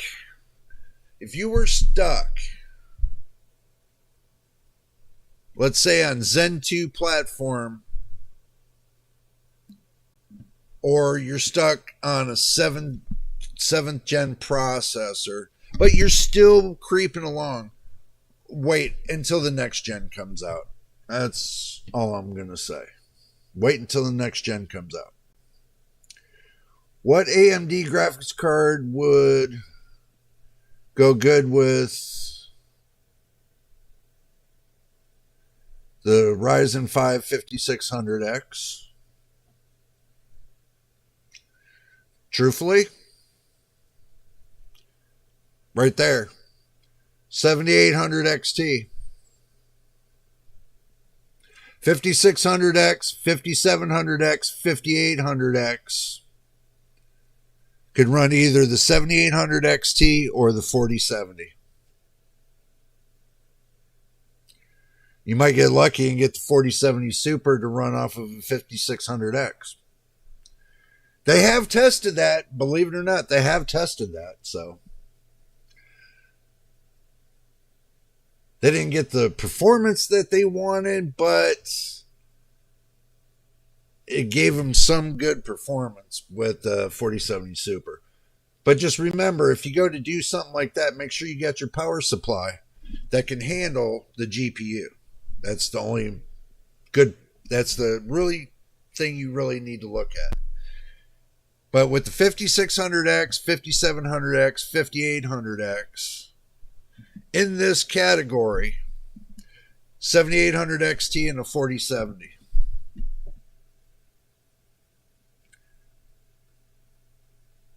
Yep, this is a Hellhound right here. 16 gigabytes of VRAM Hellhound. Power color. So yeah, it'll handle it. I'm going to tell you why. I have another computer that's built and somebody else is using it. The CPU they're using, well, you might need a 750 watt. You could use a 600 watt. I know Machine uses a 600 watt too.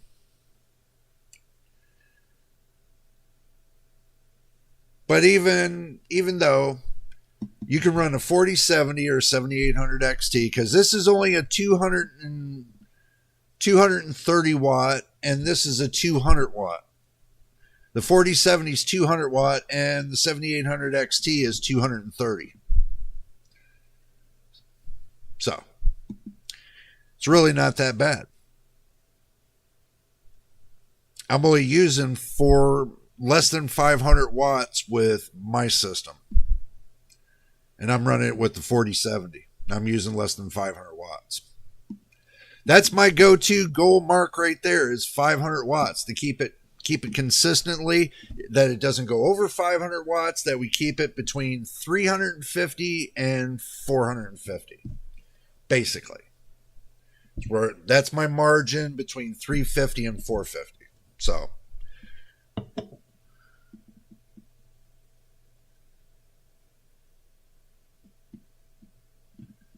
well, yeah, they're not bad graphics card.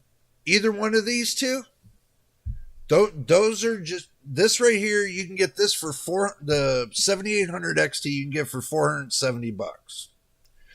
If you find it on the internet, they're usually around $470. This one's usually around $520. Between $520 and $550. So, you know, I'll tell you what, I love my 4070. I don't care. Anybody can sit there and knock it in the world. Oh yeah, it's not, I don't have enough juice like the 4070 Super. Who cares?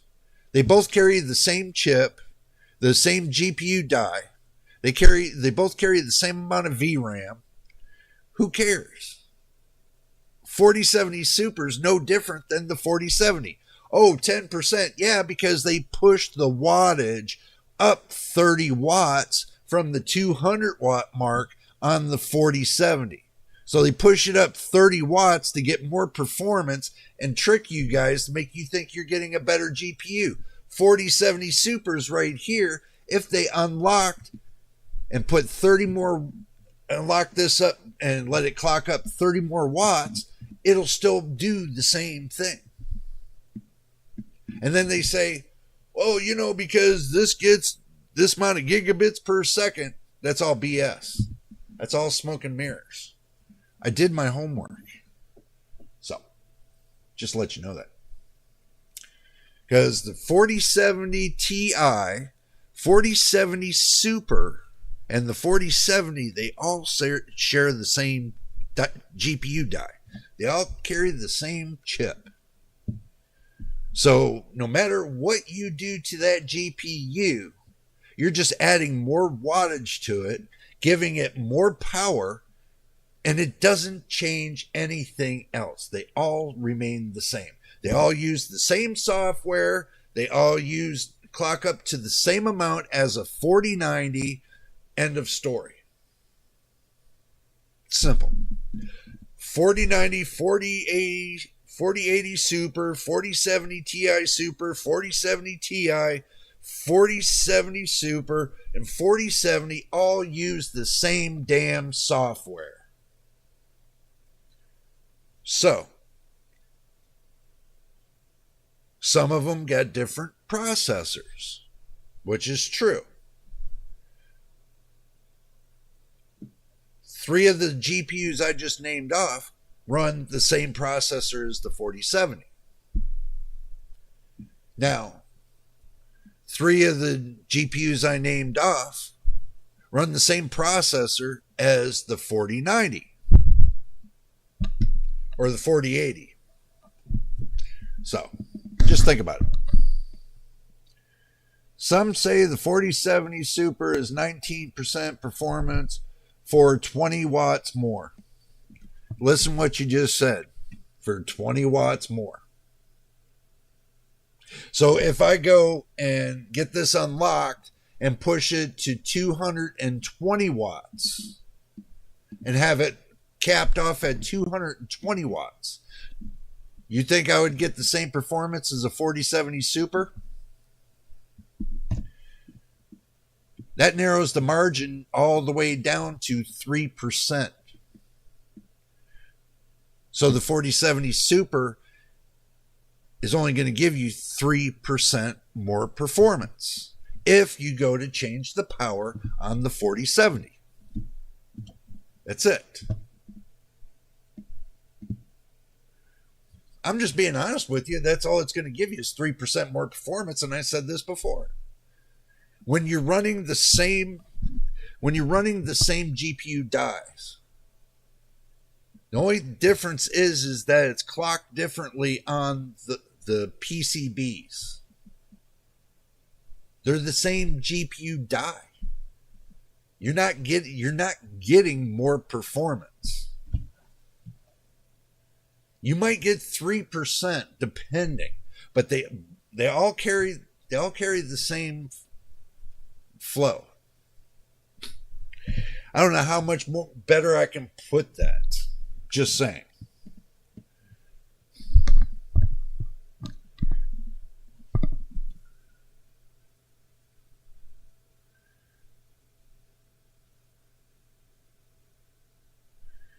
I don't know.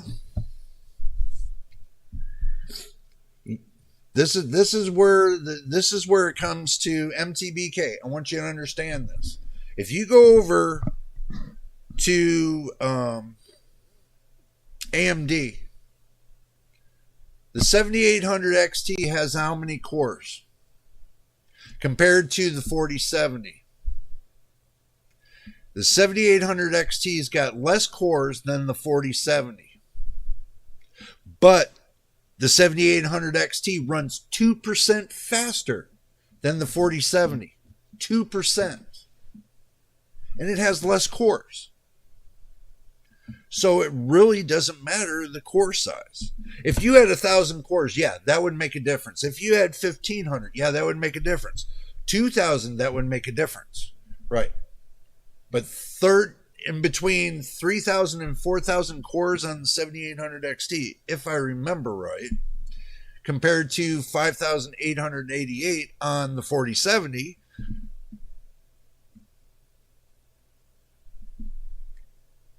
you really think that, the cores are going to make anything?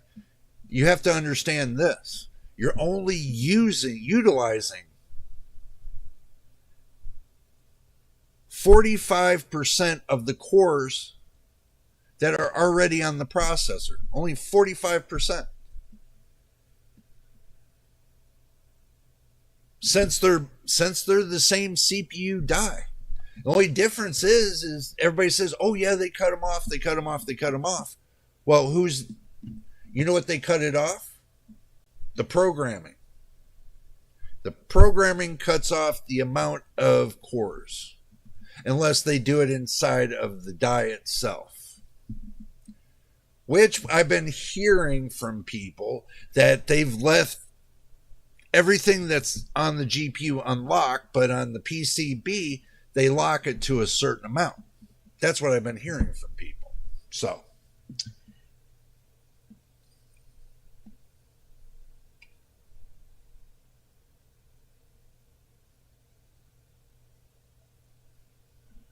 see. 4070 Ti. Yep. I know the 5,888 cores versus 7,168. But if you look at the 5070 that's for the next gen, it's 6,188. But it's faster than a 5080. Supposedly. It's supposed to be faster than a 5070 Ti Super. And that has how many cores? And this has only got 6,188. So, cores are not, when you base the cores on your GPU die or your CPU die, you can put them in a certain way to where they can handle more pressure than, other chips. So you might get a better deal, get one that's like, you got certain cores locked off of the CPU or GPU amongst what's on the PCB. Now the CPU might be a little different story, but the GPU, it might be locked off because of how they set it on the PCB. Because you do have bootstrapping on the PCB that you can change to make it run a little bit faster and better. So you can change the bootstrapping on the PCB for your GPU to make it run faster.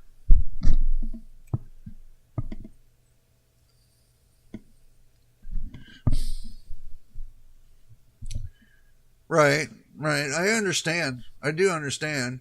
They start at 593 euros and 529 euros over here. So the standard 4070 might be the better deal. Yeah, like I've always said that. I've always said it's the better deal. Look, if I get 200 FPS off of your standardized games between 100 and 200 FPS, look, I can care less about the rest. If my graphics are good between 1080p, 1440p, and 4K, and I get no stuttering and I get no artifacting and it looks superb, why am I worried about getting something that's only going to give me 30 to 50 more FPS and pay double the amount of price for that FPS? It doesn't make sense. It does not make sense.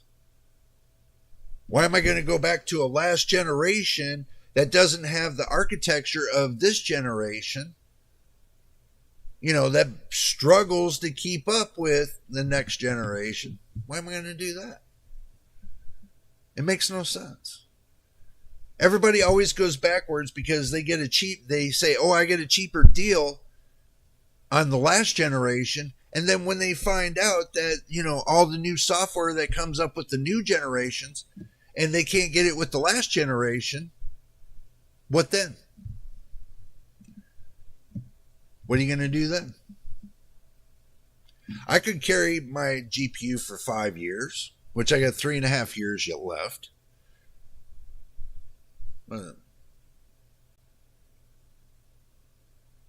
Yeah, 3.5 years left. And carry that all the way up 3.5 more years. That's what? 2027, 2028. And then I decide to buy me a new GPU. Stuff like that. I mean, just weigh your options. That's all I'm doing. I'm weighing my options.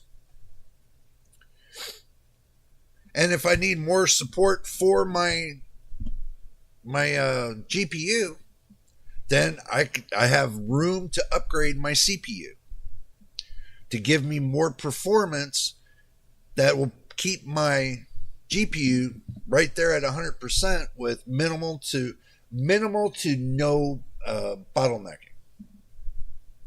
Minimal latency to low latency. Minimal bottleneck to low bottleneck. So, but these are the things that are up to you guys.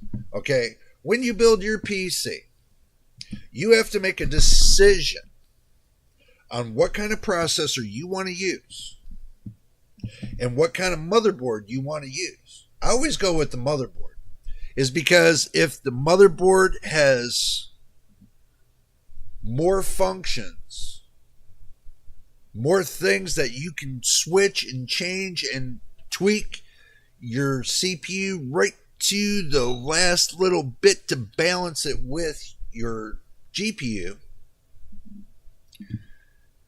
then make sure you get a motherboard that has the right amount of VRMs that can handle, big phase VRMs that can handle the power of the CPU. Which I do. Mine, I got a 12 plus 2. So I got 14 phase VRMs. So I'm happy with it. Even though it's AM4. So, but you guys have to be happy with whatever you get. The reason why I went with AM4 was for the simple fact I went from a B450 motherboard, which was AM4, to a B550 motherboard, which is AM4, and they both carried the same RAM. 64 gigs, 3200 megahertz, 64 gigs, CL16 RAM. I use all 4 slots.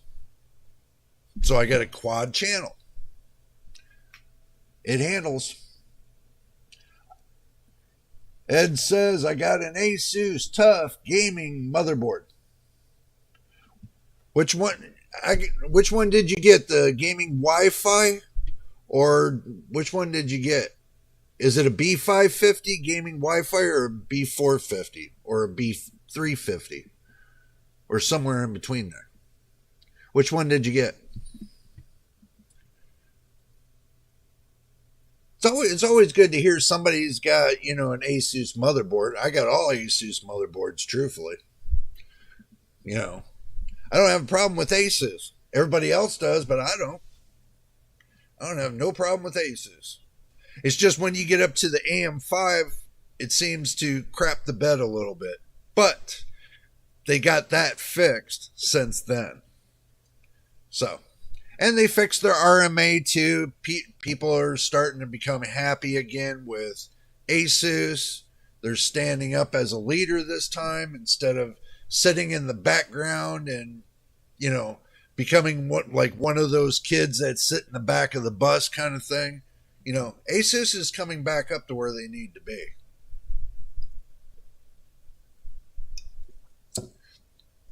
I don't like what people say when they're sitting there knocking something just because their RMA process was all messed up. But in the United States, to us, it would look messed up. But over there in different countries, it might be something different. We don't know. Oh, it's the A520M Plus Wi-Fi. Wow. So you got a locked motherboard, basically. Now, if you got an unlocked chip, I wouldn't be using the 520. I would be using the 550 M-A.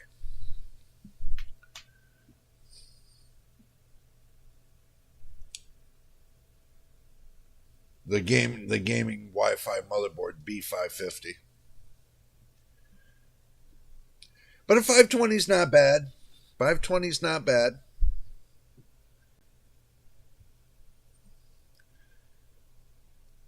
Well, you say you got a 520 motherboard. That usually indicates to me that it's a locked processor. Me, I think anything that's in the 500 series, that's 510, 520, I think of it as a locked motherboard. And then when you go up to the 550, then it's an unlocked motherboard. So you go 550, was it 550, 570, I think? Can't remember. I think it is. But anyway, it's a really good board. Hey, if you're happy with it, then that's all you need. And that's what I want everybody to understand. If you're happy with the parts that you got in your PC, roll with it. If you can play games with no problem or anything else, and you don't have any issues, you can do everything you want on your PC with no problems, then I'd stay with what you got and just jump generations. In the meantime, you get yourself like a little coffee can or something, and then you take all that little extra money that you were going to spend on your PC parts, you put it in a little coffee can and start saving your money up in that coffee can. And you put it on top of your shelf that nobody knows about and leave it there for that rainy day when you get ready to upgrade your PC. I've done that for years. I'm kind of weird like that, but I've done that for years. Oh, that's your third Asus motherboard? Well, that's not bad. I got an Asus B450 M-AII. Second gen B450 Asus motherboard. I have the Asus TUF B550 Gaming X gaming motherboard with Wi-Fi. The B550. And I got a B550 Strix M-A gaming motherboard, what I'm running now. But this motherboard I paid back then about $169. Now it's getting down to about $130, $140. So it is dropping in price. This motherboard I'm running here, it's not too bad. So it's an unlocked motherboard. All my motherboards are unlocked. So that's one good thing that I say about that, is because when you get an unlocked processor with an unlocked motherboard, you can go in there and get that little bit of extra energy that you need for your CPU and your GPU, and keep it rolling for at least another generation or two. So, but even with the locked motherboard, you can still go pretty far with it. I'm not saying you can't. So, but if you're happy with it, that's what matters. Being happy with it. That is the key. Now, if you're not happy with your PC, then what you do is you get a hammer. And you take that hammer and you look at your PC and you hold it up there like this and you say, you better give me some more power or I'm going to beat you up with this hammer. Just kidding, guys. I'm sure you've already hit your PC many of times with your fist and, with a baseball bat, with your old lady, something like that.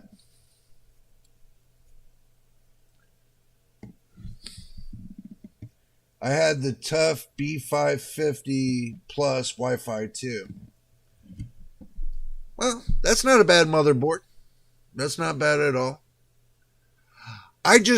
When it comes to motherboards, I look for the motherboards that cover your VRMs and you got a heat sink on your VRMs. That's what I look for when it comes into a motherboard. I don't want, to get a motherboard that has no heat sinks on the VRMs. Then you got to turn around and go fishing for those heat sinks. And then they're like a pisser to put on that motherboard because you got no room to screw them in. I just prefer when you buy a motherboard, get it with the heat sinks on your VRMs. This way, you save yourself a lot of aggravation and time. Because if you run a motherboard without any heat sinks on those VRMs, you better keep a lot of cool air coming into that PC to keep that motherboard cool.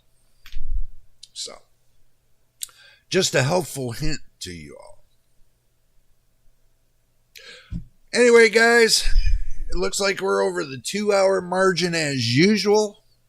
And it's been a great little chat with you all going on today.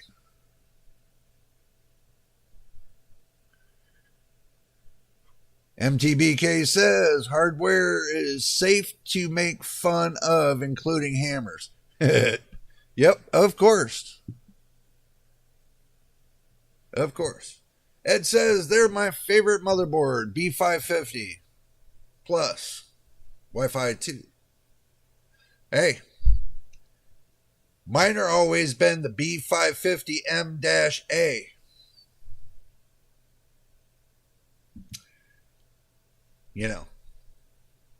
This one I got because I always wanted a Strix motherboard.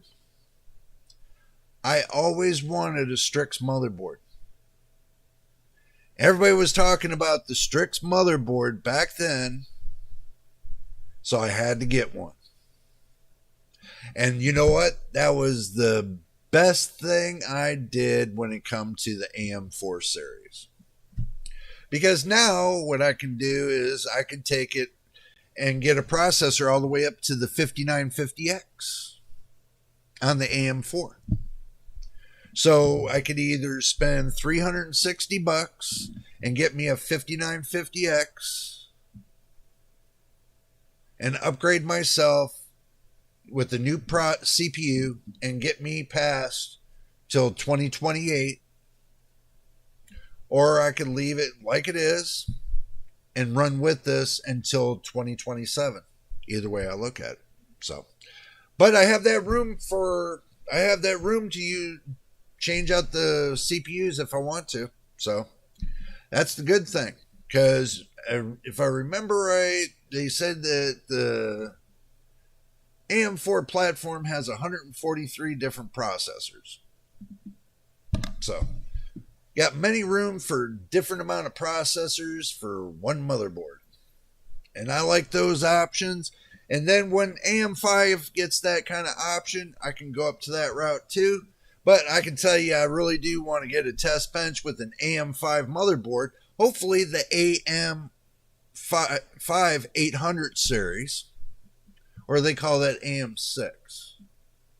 Who knows with the 800 series motherboards if they're going to call it AM5 or AM6. But it'd still be able to run the AM5 processor on the 800 series motherboards. They did say that, AMD did, that it's vice versa. You can run a 7000 series processor on an 800 series motherboard. You can run a 9000 series processor on a 600 series motherboard, vice versa. So do keep that in mind. You do have much options out there. So that would be cool to see if your 7800X3D on an 800 series motherboard, giving it more advanced options with, what do you call it? The XMP. I know it's not called XMP. I keep forgetting the name of it. Expo. The Expo Boost upgrade that they're doing on the 800 series motherboards using the 7800X3D, I wonder what it's really going to be like running a 7800X3D up to 8,000. Let's say you can push it up to 8,000 megahertz. I don't know. That seems like it's a really good thing to go. Might be something y'all want to think about too when you get ready to do your upgrading, which way you want to roll with this. If you want to use a cheaper processor with the newer motherboard, or spend that extra money and get yourself, the bigger processor. But I don't know. Something tells me that, I'm going to be honest with you, that 7800X3D, in my mind, on that 800 series motherboard, seems like that it's going to be a better way to go for some reason.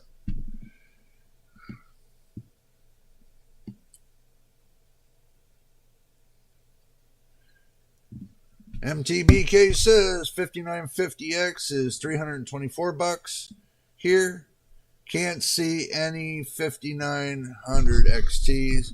7950X is 465 euros. Okay. So, look at it this way.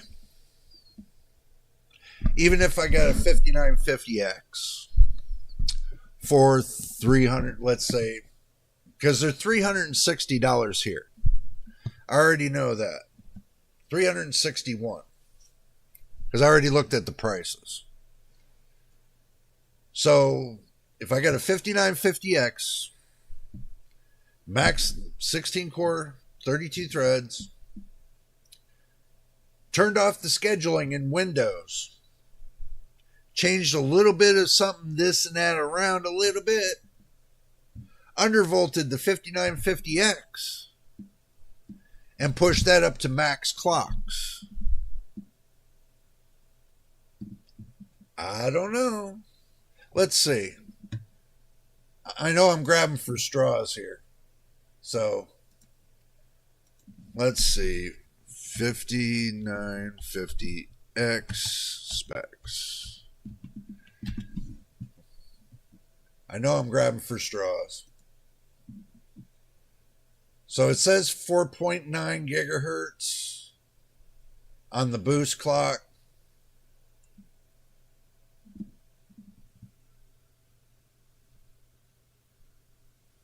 But it says on the XFR it's 5.05 gigahertz. The PPT is at 142 watts. The TDP is at 105.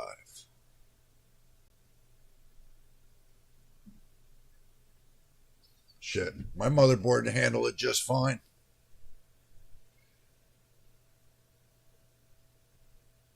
Even if I got it up to 5 gigahertz, I could probably swing it up to at least, if I really wanted to push it, I could probably get it up to 5.2, 5.1, 5.2 gigahertz, somewhere in between there. So, something to think about in futuristic on a 5950X. 5 gigahertz all core, all 16 cores, that would be awesome. I think. i5 13600K for $254.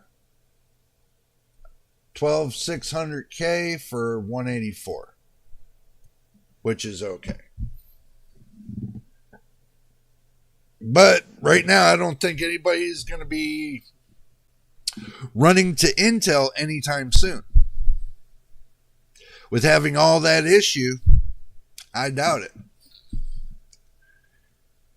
I doubt that they're going to run over there for a 13600K for $254. I don't think so, man. I really don't. I would take my chances with the 5950X being on the same platform and pushing that up to like 5.1 gigahertz. And using a 16-core 32-thread processor. And taking all 16 cores, pushing it at between probably 4.9 and 5.1 gigahertz, all core. Makes you think about it too now, don't you think? Makes you wonder, really. Really does.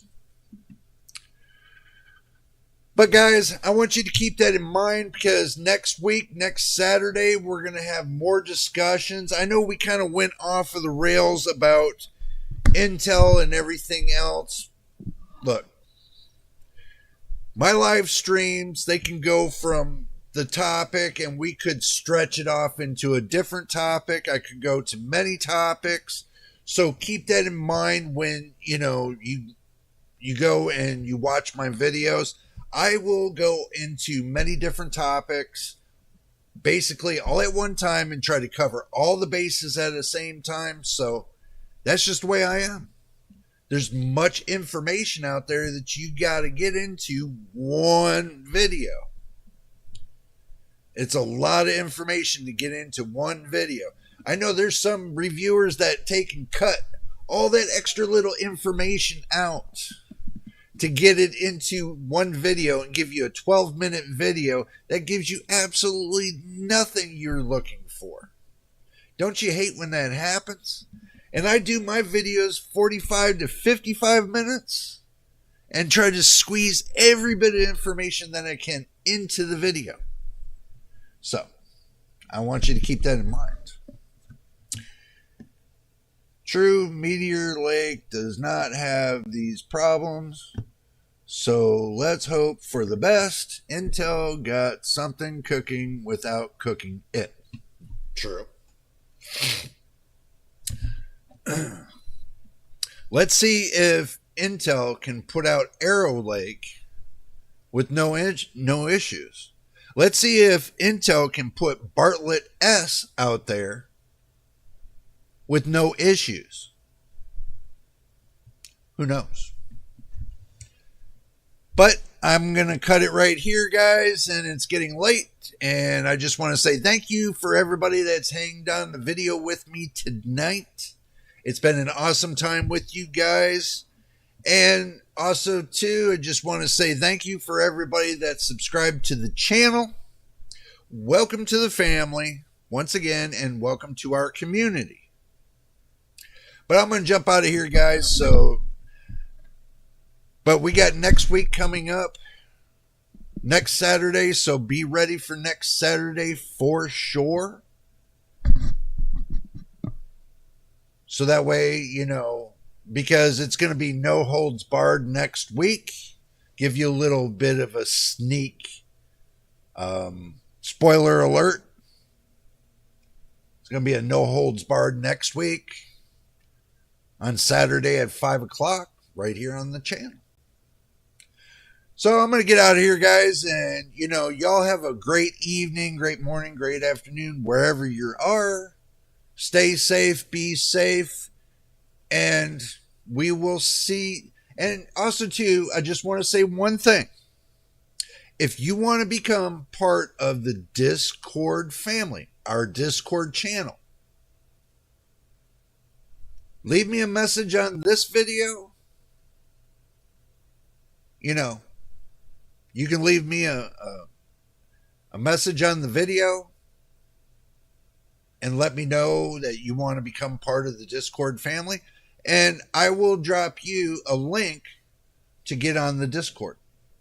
Simple. But it's up to you if you want to be a part of it or not. I'm not pushing it on nobody. But I can tell you we got a few people over there as it is. And if you want to don't want to be left out of the action, then join the Discord. But anyway, you guys have a fine evening, and we will see you on the next video.